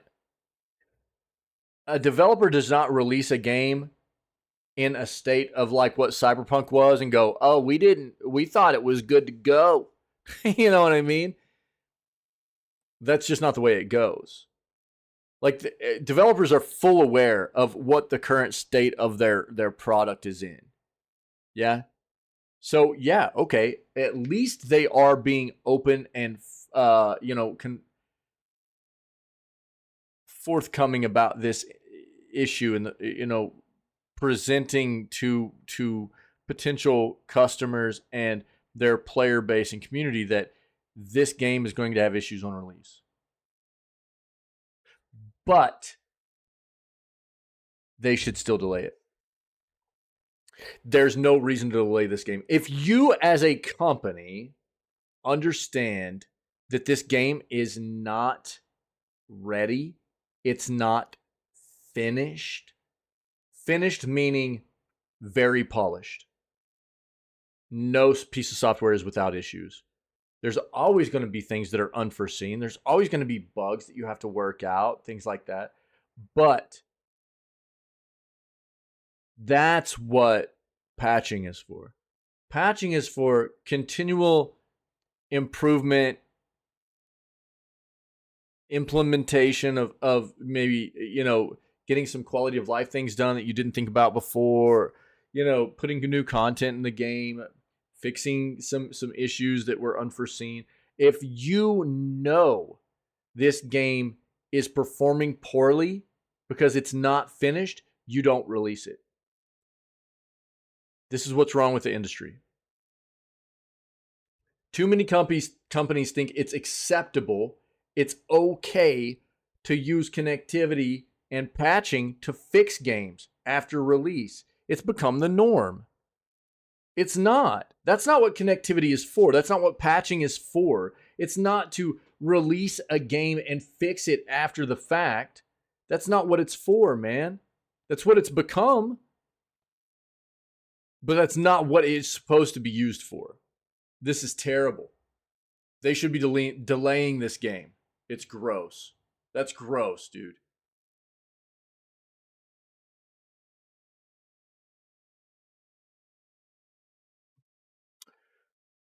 And moving on into another article about City Skylines 2. They will not use Steam Workshop for mod sharing. Yo, Peter, what up, dog?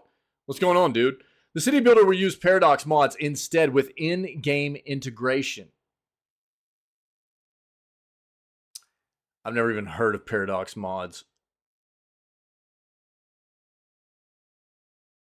How's it going, buddy? What's up, dude? City Skylines was the antidote to 2013's bungled always online SimCity reboot. It was a regular old offline single-player game with mod support. Hallelujah. From the sounds of it, City Skylines 2 will be just as moddable as the original, but there will be one notable change. You won't be getting your City Skylines 2 mods on Steam Workshop.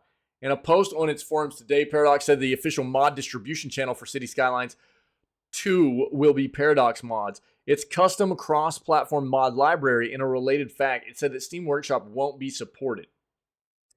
That's a little disappointing because Steam Workshop is a pretty darn convenient way to find and install mods.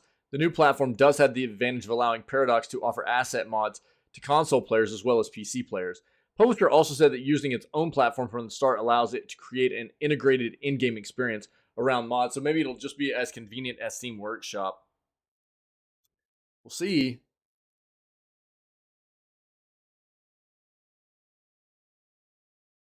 I'm not a big modder though, so it's not, it shouldn't be a big surprise that I'm not familiar with Paradox mods.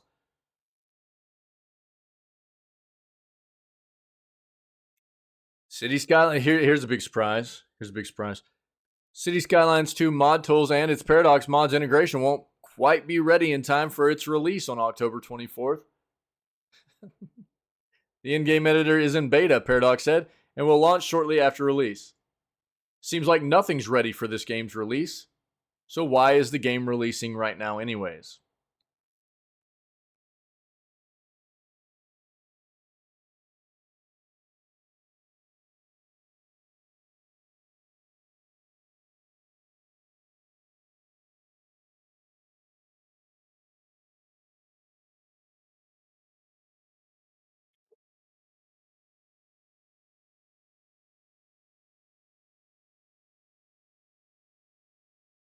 Again, I think that, the part of the problem is the mindset that people have gotten into.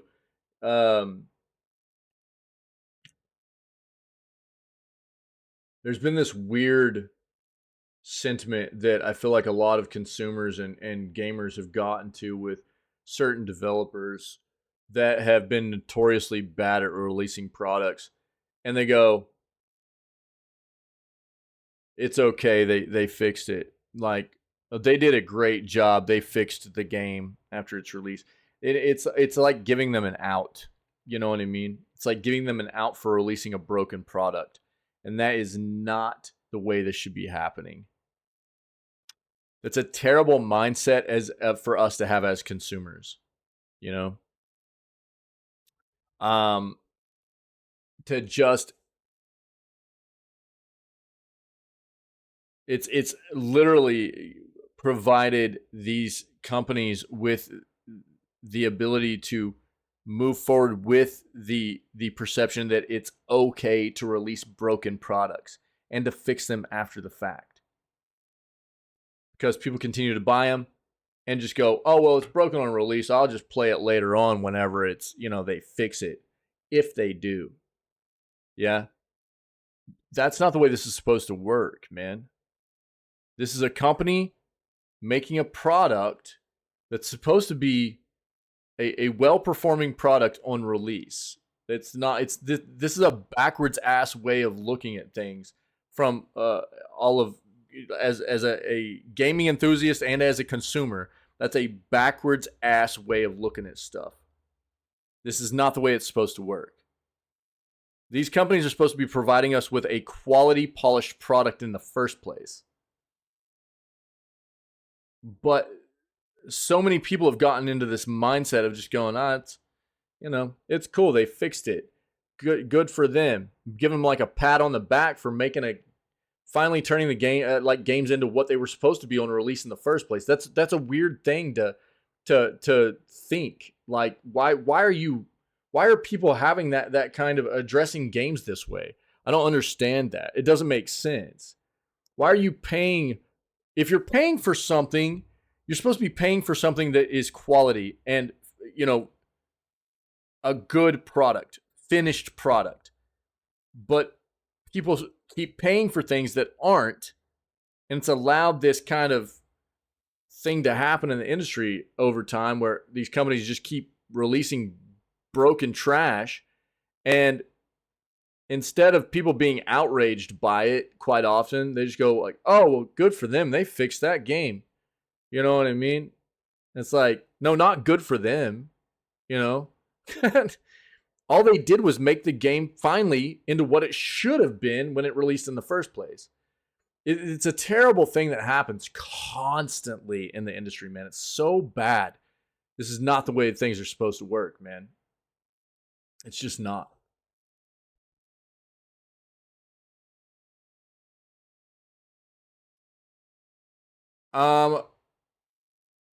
Brother, what is happening here?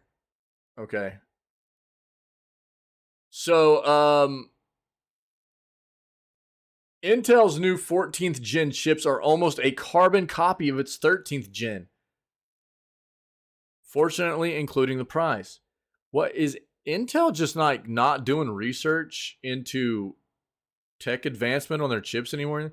I mean, it feels like AMD has just like leapfrogged them and left them in the dust, man. Remember when Intel was like, I mean, AMD used to always be like the budget gamers chip. You know what I mean? The price for what you paid for AMD was absolutely there. But if you really wanted high performance chips, it was Intel. AMD has like left Intel in the dust, it feels like, on advancements. In my opinion, anyways. And now we've got this coming out where it feels like they're 14th gen chips. And the thing that's always been nice about AMD as well is AMD will run the same chip set, the same socket type and everything for a generation or, for like a couple to a few generations. That way you don't have to worry about different motherboards and stuff. Intel's been terrible about that. Every time Intel comes out with a new processor, new motherboard. You know what I mean? So it's like, if you can't upgrade, you got to upgrade your entire flipping rig, There are things like that people, I think, don't take into account here with these kinds of things too. But I think this is a little bit of a weird take. Let's see what we got here. Raptor Lake refreshes here with no alarms and no surprises. After weeks of leaks and rumors, Intel has officially announced its 14th gen of Core desktop CPUs, starting with a total of 6 new models. There's the Core i9-14900K, the i7-14700K, and the i5-14600K, along with the KF variants, missing the iGPU component.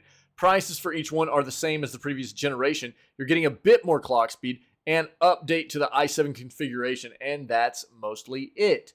Not that you should be surprised one bit, as these chips are internally the same as the Core i9-13900K, and so on. In other words, Intel is still using the Raptor Lake architecture for these processors and the higher clock speeds. And other differences come entirely from how the chips are selected from the binning process during manufacturing. That means the i9, 14900, and 14900KF still sports an 8 plus 16 P-Core E-Core configuration, but the base and boost clocks are higher than those for the 13900K and KF. For the P-Cores, clock range starts at 3.2 gigahertz and goes up to 5.6 gigahertz for the max turbo frequency, And 6 gigahertz for the velocity boost frequency. E-core clock range is 2.4 gigahertz through the 4.4 gigahertz.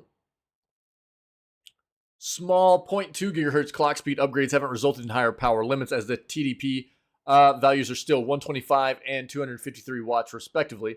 What has changed, though, is the core configuration for the stars of the Core i7 lineup.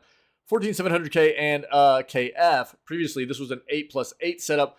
Intel added an extra block of 4 E-cores to the CPU, so both 14700 models are now 8+12s.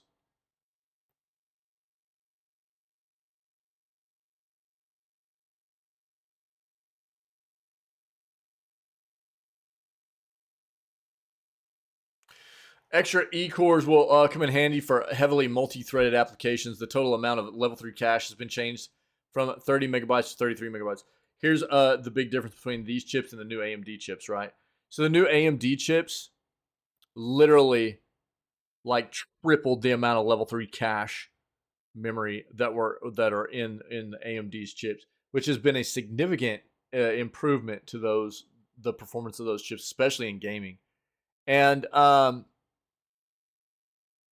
they're heavily outweighing what Intel is doing with their cache memory on their chips now.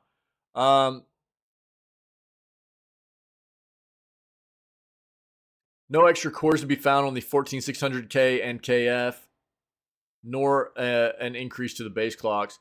P-cores do now offer an MTF of 5.3 gigahertz, which is 0.2 gigahertz higher. Not much.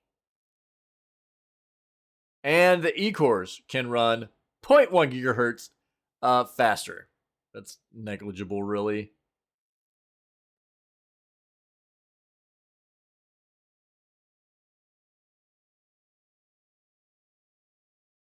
Okay.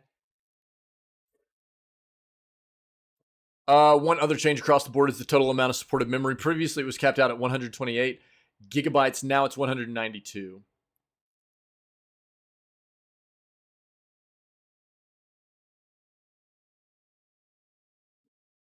As with all new processor releases, Intel is claiming the new 14900K is better for gaming than AMD's offering. Figures showing the chip against the Ryzen 7800X3D, 7950X, and 7950X3D put Intel's latest processor in a good light. But the proof will be in the pudding, as they say, and we're currently working on that dish right now. This is what you'll always see from the manufacturer themselves, showing a better product than their competitor, right? But what we need, and it could be, but what we need is independent benchmarking statistics, and we'll get that very soon. Interesting.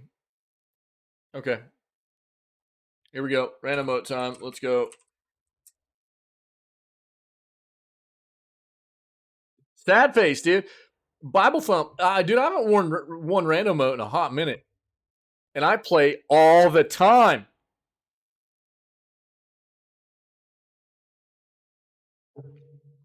All right. A new Grand Theft Auto could be coming to Netflix games. But it doesn't sound much like GTA 6. Yeah, I mean, it shouldn't. I mean, we were kind of fleshing this out a little bit whenever we first came across this article. How many titles over the years have tried to emulate what Rockstar has done so very well with GTA, right? Some of them have done a decent job. Gaming, the gaming industry, emulation happens all the time. Copying happens all the time. Developers trying to take what other developers have done very well and have made popular and turn it into their own kind of game. Yeah. It happens all the time. But as with quite often it's the developers that make these types of games popular that are the ones that are very good at, like From Software with their Soulsborne titles and stuff. There are a lot of other companies that have tried to emulate that kind of thing. Not a whole lot of them are very good at it. We get some decent ones every once in a while. Liza P recently, pretty solid. Lords of the Fallen, there are varying opinions on that one, you know. But From Software, they've got a solid recipe for those games, just like Rockstar does with Grand Theft Auto, right? But other companies trying to emulate that doesn't always go all that well. And any game that comes out that tries to produce that same kind of experience is going to get compared to those games. Yeah. Um, A new Grand Theft Auto game may be on the horizon, and no, we're not talking about Grand Theft Auto 6. Instead, it sounds like streaming giant Netflix wants a taste of the GTA pie. It's reportedly trying to get a Grand Theft Auto game of some kind onto its Netflix gaming service.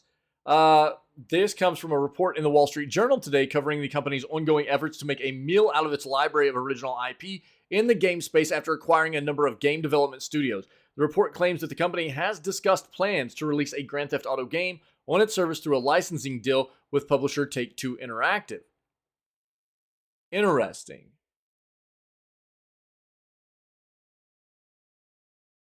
What kind of game it would be or who would develop it remains to be seen.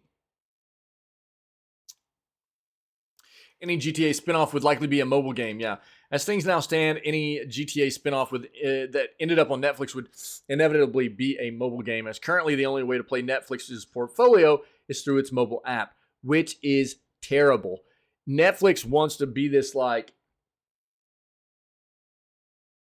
brand in the gaming industry now, and yet they're 2 years into their venture of gaming, and you can still only play games on their mobile app. That's a bad play. They've got to progress. You should be able at this point to play games on your Netflix account on desktop. You should be able to play on your TV. You should be able to play on any other console device. You should be able to play on, you know what I mean, the desktop app for PC. It doesn't matter, dude. You should be able to play games on any of those as long as you're on Netflix. They've got enough games that are set up that play well as mobile, which is good for their like people that use mobile devices and stuff. They've got a lot of other games that play very, very well for a more traditional gaming space as well, traditional gaming platforms, that they should have that already implemented, and they don't, and it feels bad. According to one analyst speaking to the WSJ, Netflix has spent about $1 billion on games so far, and it seems to be aiming to hire more game executives to oversee a foray into AAA titles. Currently, no good way to tell exactly how well that investment is paying off for the company, or whether it ever will. Rather than standalone purchases, the games are tied into Netflix subscriptions, which we'll get an updated figure on during the company's earnings on Wednesday, but there's no way of knowing if games are convincing people to subscribe. They don't seem to be providing an especially strong draw for existing subscribers, though. As of September 20th, these games have been downloaded 70.5 million times total. May sound like a lot, but it's a far cry from some of the massive numbers pulled in by the world's biggest mobile games, like Honkai Star Rail, which has managed over 20 million downloads by itself on its launch day alone. Apptopia estimates that fewer than 1% of Netflix subscribers play its games on a daily basis. Perhaps unsurprising given that much of its catalog, including its most prestige titles like Oxenfree, Immortality, Spiritfarer, and others, are available elsewhere. That's what I'm saying, though, is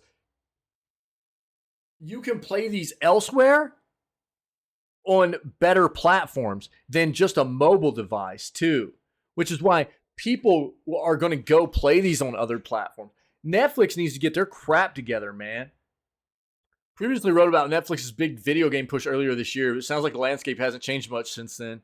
Big Grand Theft Auto release could potentially turn the tide. It's also possible that an imminent Grand Theft Auto 6 release elsewhere would drastically overshadow whatever Netflix cooks up, rather than neatly tie onto it. Yeah, I don't think that like their strategy for getting into gaming was bad in the first place, but I think that they've moved into integrating their gaming into other platforms and their own like website and desktop applications and things like that much too slowly. With the amount of games they have that play well on those kinds of things, like why would anybody not go to another platform to play these kinds of games? rather than sit there on their phone. That's the only place you can play it. Why would you? It doesn't make any sense.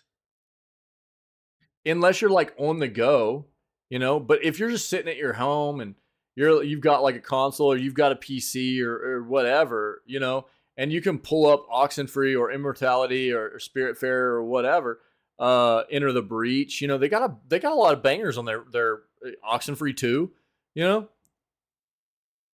But if you can play those titles on a better platform, you know what I mean, a bigger screen, and it's something that plays better with, you know, nice controllers and stuff like that, why wouldn't you? They need to get their crap together if they really want to be a competitor in the gaming industry. They're falling off, dude. In my opinion, they've been much too slow to integrate this kind of thing into their platform.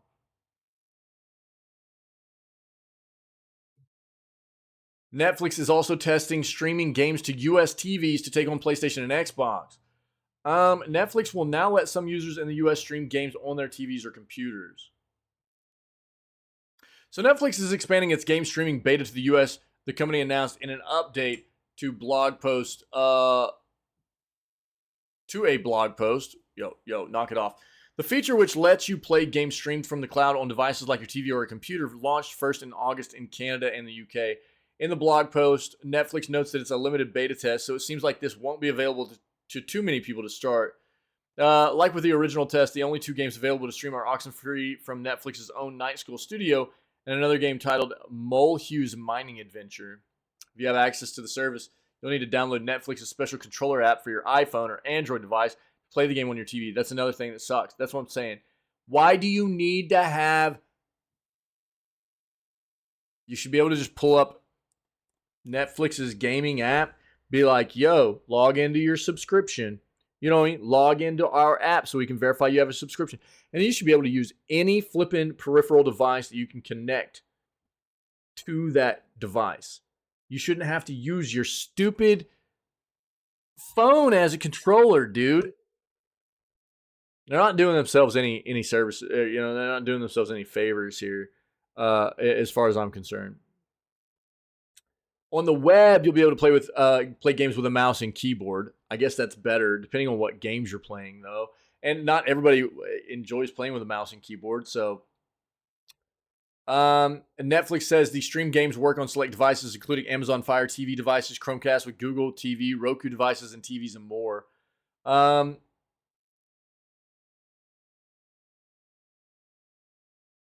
see. Feels like they're being a little bit short-sighted for me in some of these things they're doing, and they've been too slow to roll out some of this stuff. Epic Games messy Bandcamp sell ends with mass layoffs. Another fantastic piece of news coming out of Epic. I mean,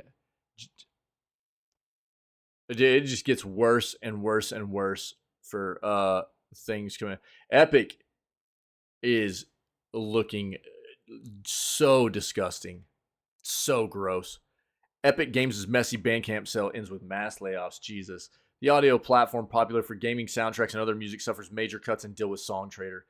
So, if you don't remember, Epic bought Bandcamp roughly 16 to 18 months ago. Everybody was wondering what they were going to do with Bandcamp. Apparently nothing. But sit on it. And then wait until they were apparently in some financial struggles. And as with so many of their other things, they decided to go ahead and crush the employee base of the company and then sell it off. Music is healing. The late musician Prince once said. Bandcamp co-founder Ethan Diamond told NPR in 2020 the point of the independent digital music platform he was building was to bring that power of healing to everyone. Many current Bandcamp employees are going to need it. Epic Games, which acquired Bandcamp just a year ago, laid off roughly half its staff today after finalizing its sale to music licensing company SongTrader amid wide-scale cuts at the Fortnite maker. One former employee told Kotaku that nobody's heard from Diamond since the sale was announced.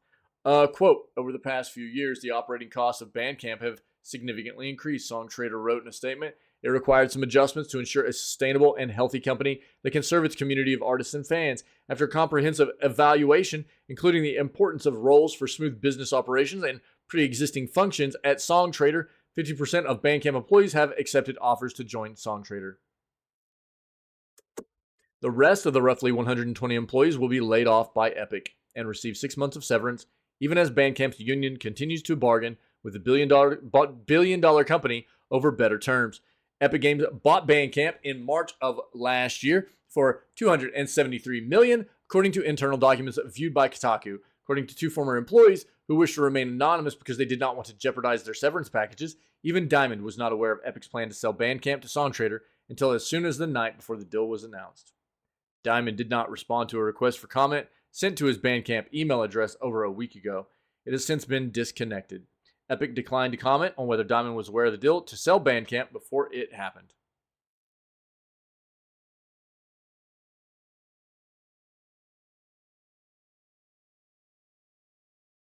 Yeah, here you go. Perfect.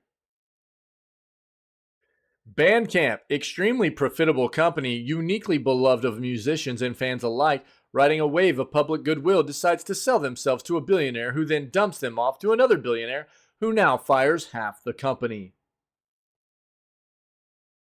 Epic Games announced it would divest itself of Bandcamp in a September 28th blog post that revealed roughly 830 layoffs across the wider company. Employees of the independent music platform, which have been an especially popular place for fans to buy from and support video game composers directly, were left in limbo in the weeks that followed as to whether they would have a job at SongTrader once the sale was complete. Two former employees said they were immediately logged out of Epic's company-wide Slack channel once the deal was announced on September 28th, despite still being on the company's payroll until it officially closed. They also claimed that a majority of the staff had lost access and permissions to the tools needed to perform their regular duties in that time, grinding everything but critical functions within Bandcamp to a halt as staff waited to see who would be laid off. During the weeks that followed, Bandcamp's union, which represented about half of the company at the time, called on SongTrader to voluntarily recognize the union, while it also negotiated with Epic over how the layoffs to union members would be handled. For example, the game publisher said that no employee who received an offer from SongTrader would remain eligible for Epic's severance package. They would effectively be forced to take the job at the new company, despite the massive changes to conditions on the ground, with Bandcamp being cut roughly in half. Quote, "There's no way Bandcamp will continue as SongTrader has promised," one former employee told Kotaku earlier this month. "It's just completely flipped up." The chaotic transfer of ownership and the confusion among staff was due in large part to the nature of the deal between Epic and SongTrader. The two companies agreed to an asset sale of Bandcamp rather than a stock sale. This meant that SongTrader was only acquiring the technology and platform rather than the company as a whole, including its staff. As employees waited for the deal to close, many were left in the dark about what was going on and who would ultimately still have a job when the dust eventually settled. According to two former employees, neither Epic CEO Tim Sweeney nor anyone else on Epic's senior leadership team ever held an all-hands meeting with Bandcamp staff where they could ask questions. Big flipping surprise, right?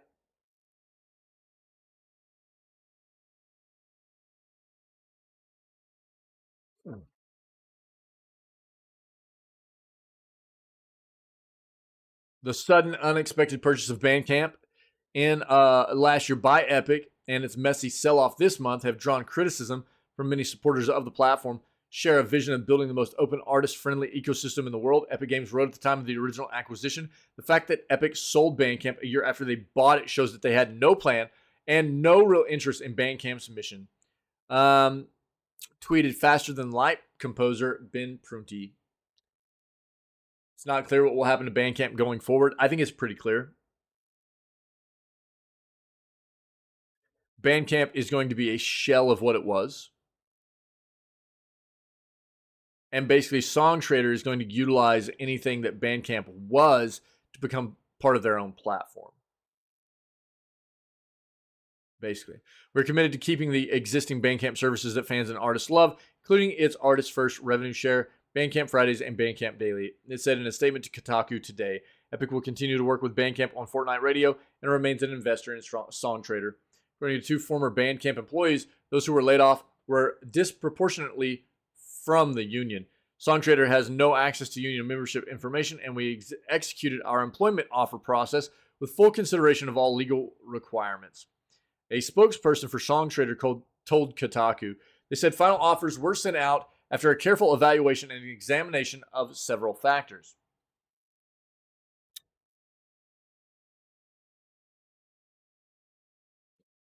We talk about this a lot. Anytime a company decides to sell out, even if it seems like it might be a good deal in the first place, there's always the potential that you're going to be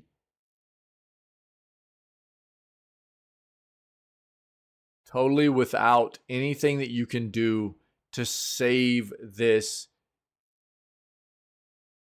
thing you've created that you care about, you know? And this is just another example. It happens all the time.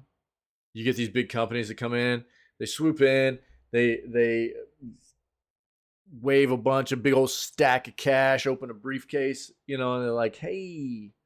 And it's hard for a lot of people to resist.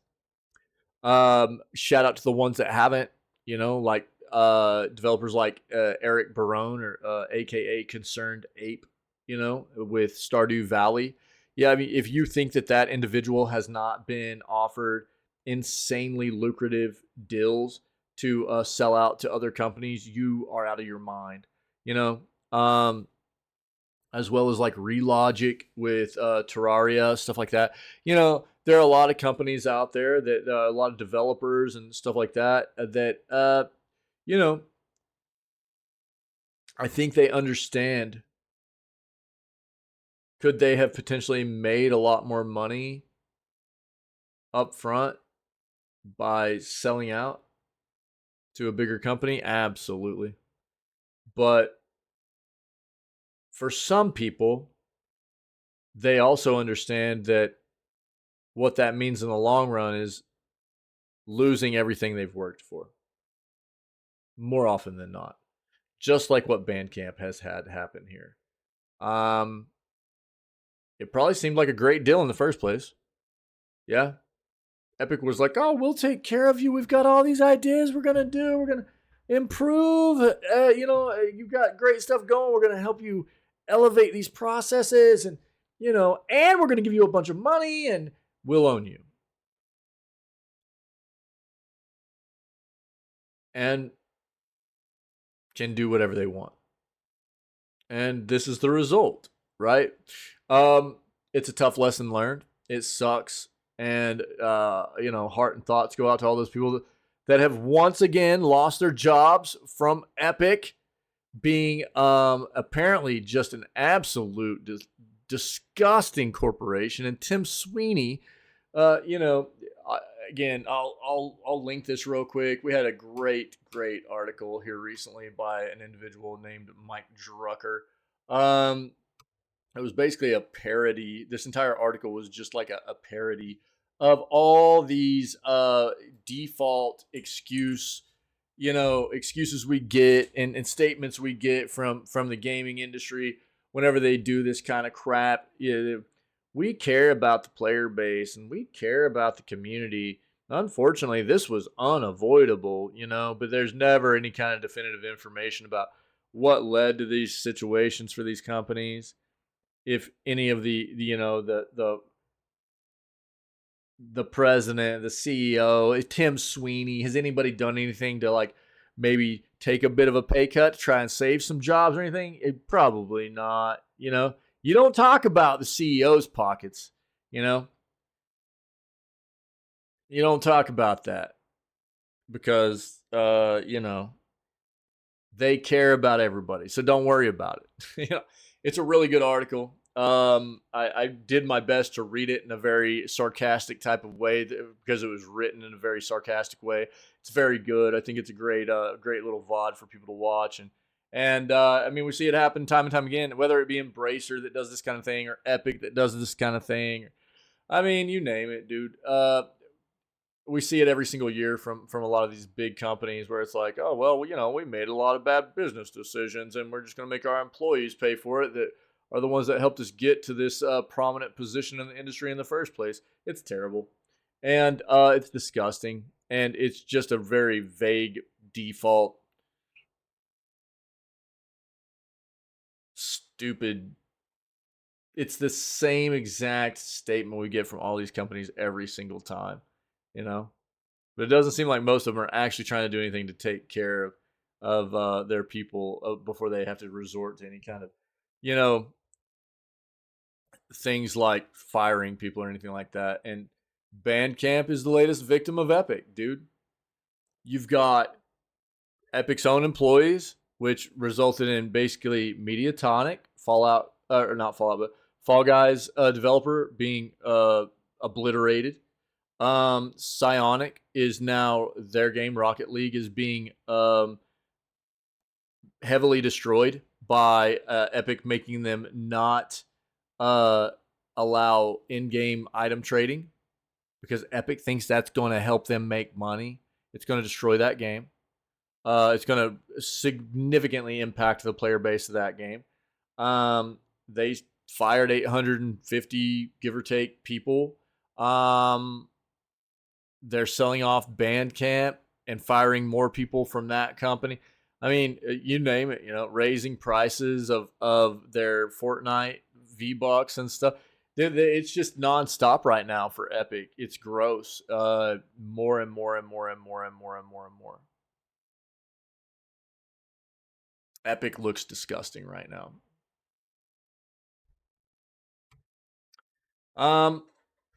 And more on the front of Epic. Here we go. So Epic details plans for Epic Game Store improvements and how they're going to tempt more devs from Steam. We already kind of know a little bit about this, but Epic has dropped a bunch of details as to planned improvements for the Epic Game Store in the ongoing race to out-Steam Steam, the Coca-Cola to Epic's Pepsi Max. Amongst other things, we can expect more robust search features, support for third-party subscriptions, better EGS launcher performance, a download manager with improved controls, and a new For You personalization tab. All of that rolling out across 2024 and 2025. Naturally, Epic will be continuing their free games program through 2023 and beyond. They've also put together a couple of free of special publishing offers for developers. Epic First Run and Now on Epic are designed to lure more studios from the amoeba-like embrace of Valve's gaming empire. Looking ahead, they've got a roadmap here. Download manager, improved user controls, Hero Carousel version 2.0, improved invite join play for third-party games, game activity feeds, store takeovers for tentpole releases, and Epic Game Store events, improved social shopping, smart bundling with dynamic discounting, preloading of games ingested via self-publishing pipeline, developer streams community content, For You personalization recommendation blade, product page improvements, improved content discovery and merchandising surfaces, improved wishlist communications, third-party subscription support.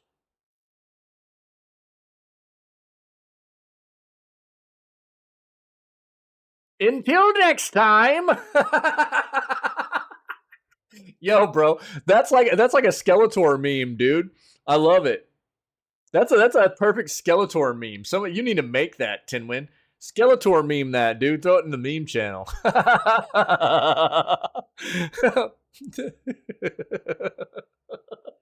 That's flipping awesome.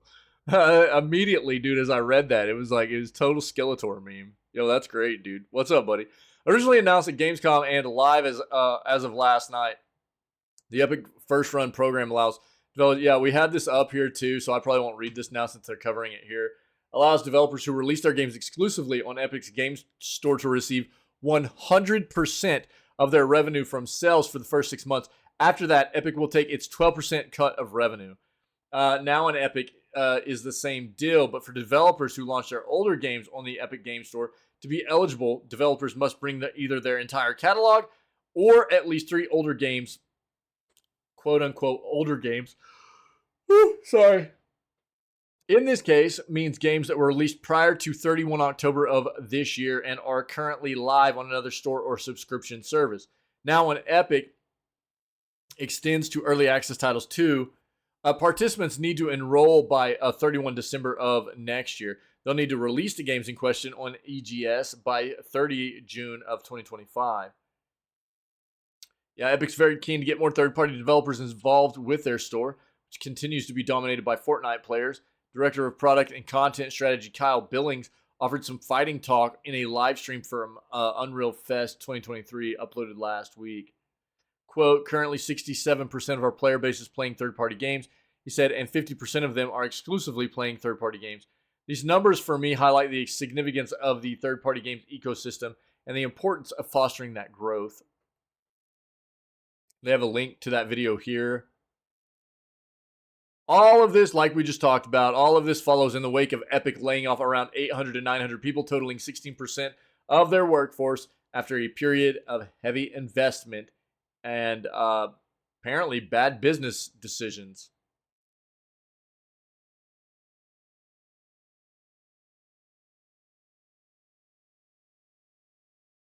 Announcing the job losses, Epic's CEO Tim Sweeney, who, by the way, is worth billions, multiple billions of dollars, who hasn't been laid off, noted that Fortnite isn't quite the cash cow it used to be, which I guess is why Epic are especially keen at present to get more people playing a wider selection of games on the Epic Game Store.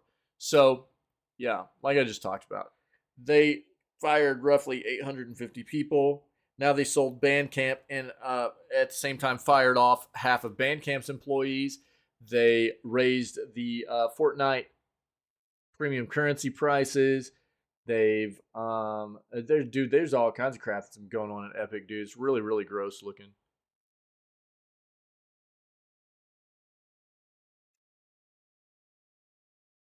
Pretty disgusting. I don't know. So we probably don't need to read this. We just kind of covered that, but I'll link this one for you if there's anything out of it you needed, okay?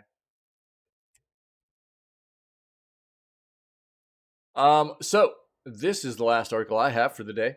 We will cover this, which I'm kind of excited about. I've promoted some analog hardware stuff in the past, and they've got apparently a new piece of hardware out we're going to take a look at. So we'll look at this, we'll talk about this, and then we will go play in Sound Mind for the rest of the day. Hopefully get it finished without too much, without any issues, hopefully, without any issues. This game has been a bit rough with crashes, and when it crashes, it likes to crash a lot of my other stuff that I have going on the PC, so it's a bit brutal, but here's to hoping. So we'll finish this up. If anybody has anything else to add, let me know in chat, and we'll address it before we go play games for the rest of the day, okay?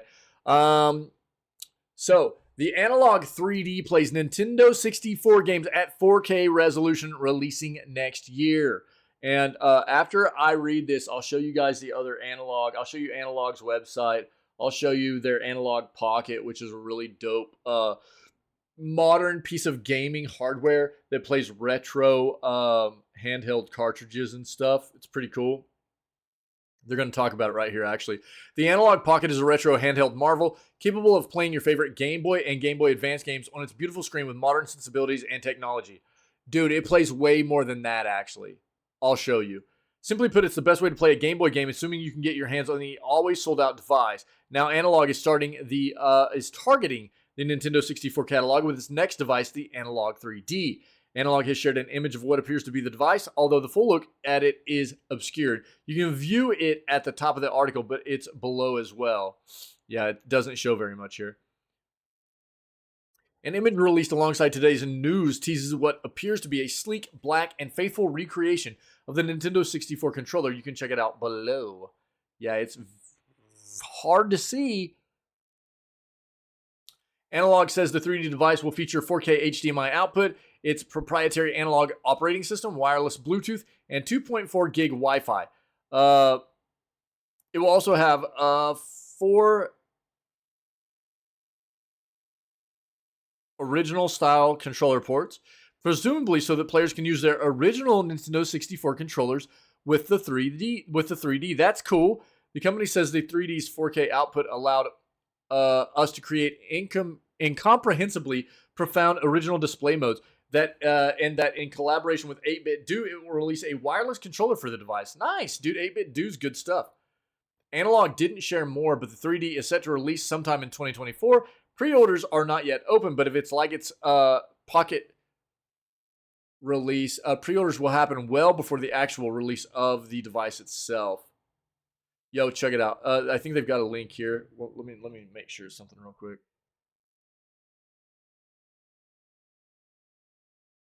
That's just their review. Boom.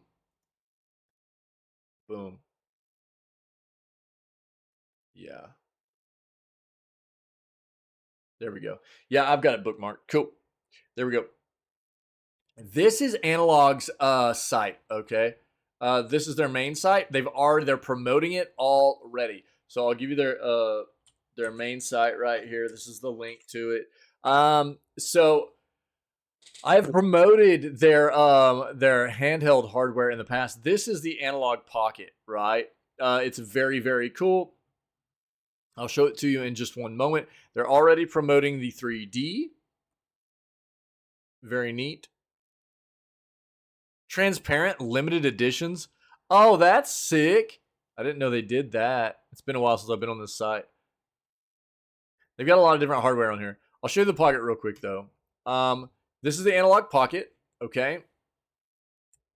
It's very neat. It's, as it looks like, a modern piece of hardware for playing retro cartridges of handheld games, right? So, what you can tell, though, is that it is very modern. While it looks old school, this screen is backlit. It plays, and it'll show you down below. You've got 4 buttons here. You've got bumper buttons in the back where the cartridge slides in at. It's a USB-C port on this thing. They've got some other hardware too, but I'll just show you this for now. The Analog Pocket, as they describe it, a multi-video game system portable handheld, digital audio workstation with a built-in synthesizer and sequencer as well. A tribute to portable gaming. Out of the box, it is compatible with the 27, almost 2800 Game Boy Color and Game Boy Advance game cartridge library. Pocket works with cartridge adapters, which they sell, that will allow you to also play Game Gear, Neo Geo Pocket Color, Atari Lynx, and other handheld games right here just with this handheld. So you can see the difference with like the old school like Game Boy games, like the original Game Boy games, and then more like the Game Gear, more, those styled games, the way they would look, USB-C port on here. It's got a dock that goes along with it. So just like the Switch, you can dock it. You can connect 8-Bit Do controllers to this as well. You can play the games on like a TV or a monitor or whatever. These are the adapters that allow you to play the like Atari Lynx, Game Gear, Neo Geo Pocket stuff. But the apparently the Game Boy cartridges just go right in. You don't need these adapters or anything. Like they said, it is like a digital audio workstation and stuff also.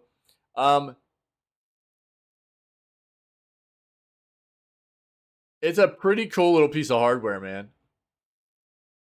There's the dock for it.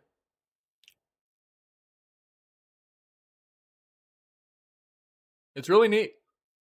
So if you're into like playing retro cartridges and stuff like that, or you have a bunch of old retro cartridges, but you maybe don't have the hardware, or you just, like to collect retro cartridges, but sometimes modern hardware can present a bit of a nice quality of life. And this allows you to play a lot of cartridges in one device and everything.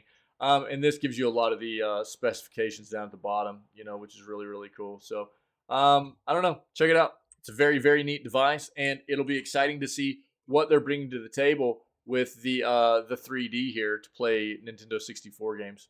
That's pretty neat, man. That's the news, baby. That's the news. We're gonna go play In Sound Mind for the rest of the day. Hopefully, it'll be nice and not present us with too many issues. And we'll try to finish it up. Yeah. PSA, I've been trying to let people know this. Tomorrow is our usual day off. Thursday will only be the news. Friday will be a full day of streaming. But Saturday and Sunday are down days as well. So it's kind of a bleak week, limited week as far as live streaming goes. There's just a lot of family stuff going on. So it's I've been trying to make people aware for a while that was going to happen this week. And when we get back on Monday, we'll probably start looking at trying to get into some of the Alan Wake stuff. You know, we got Alan Wake 1 we're going to play, Alan Wake 2 we're going to play once it comes out on the 27th. But starting on Monday, we'll be back to normal stream schedule and everything. So just trying to prepare everybody for the fact that we have a good amount of downtime coming up. So tomorrow, regular down day so I can work on content stuff. Thursday will only be the news. Saturday and Sunday are down days. Cool. So just be ready for it. I'll keep announcing. I'll put it out there on the Discord and on Twitter and stuff so people are aware. But just wanted everybody to know that. For anybody that's been coming, that's here today and currently hanging out with us, that's not familiar with what we do, man, this is how it always starts out for us. We're live normally 6 days a week. I don't normally take very much time off unless there are things going on. Like next month, towards the end of the month, there will be a little bit of some time off outside of the normal schedule for like holiday stuff, for Thanksgiving, to spend with family. And then at the end of December, the same thing. But it doesn't happen very often. And normally we're live 6 days a week. I do take Wednesdays off, but we go live at roughly 6 a.m. CST, CDT. We always kick it off with video gaming news, trying to stay current with what happens in the industry. Try to talk about what's going on, flesh out a lot of these ideas, and promote a healthier gaming industry for what we feel like it should be, you know. And you know, we've got an amazing community of people that are always part of what we do here, and we're always looking for more people that are interested in video games as a whole. You know, we always start off with the gaming news segments, and like we're about to do right now, we always segue over and play games for the rest of the day immediately afterwards, which is what we're about to do right now. So I don't know. We got, again, this is a community that's all about like taking care of one another, being void of toxicity, being welcoming, and you know, inclusive, and just having a good time. Video games is what brings us together, but it's this is definitely a community of a lot of amazing people that we have a good time. We laugh a lot, but it's definitely a place that we try to cultivate the sentiments of you know, taking care of one another, and being a welcoming spot, and trying to be void of a lot of the negativity and toxicity that you tend to find day in and day out in a lot of other aspects of life and things like that. So if anybody's being exposed to this, whether it's live right now or you know, later on as a VOD or whatever, then and you tend to agree with these sentiments and it sounds like something you're interested in, then come hang out with us when we are live. You know, we're always looking for more people that are interested in obviously the video gaming world, and just being good, chill vibes peeps, man. So if that's you, come be a part of what we do, man. The video gaming news segments, as well as playthroughs that we've done, previous playthroughs, funny clips and highlights, all that stuff is always out there as highlights in playlists on the Twitch channel, and as VODs and playlists on the YouTube channel as well. So I try to make sure all that content, as much as possible, is always there on both of those locations for people to check out and have fun watching if they maybe missed it, or they've become new to the channel and they just want to check out what we're about and what we do here. So I don't know, man. Other than that, dude, happy Tuesday. I hope everybody's week's going well so far. We're going to go play games. The stream's not going down. It might seem like it. I'm going to run an outro video real quick. It's just going to kind of segue us out of the news segment here. And we're going to be right back into playing some games in just a moment. All right? Stay healthy, stay safe, be kind. And I'll see everybody on Thursday, as tomorrow's our normal down day. I'll see everybody back here on Thursday for our next edition of Video Gaming News on October 19th. All right?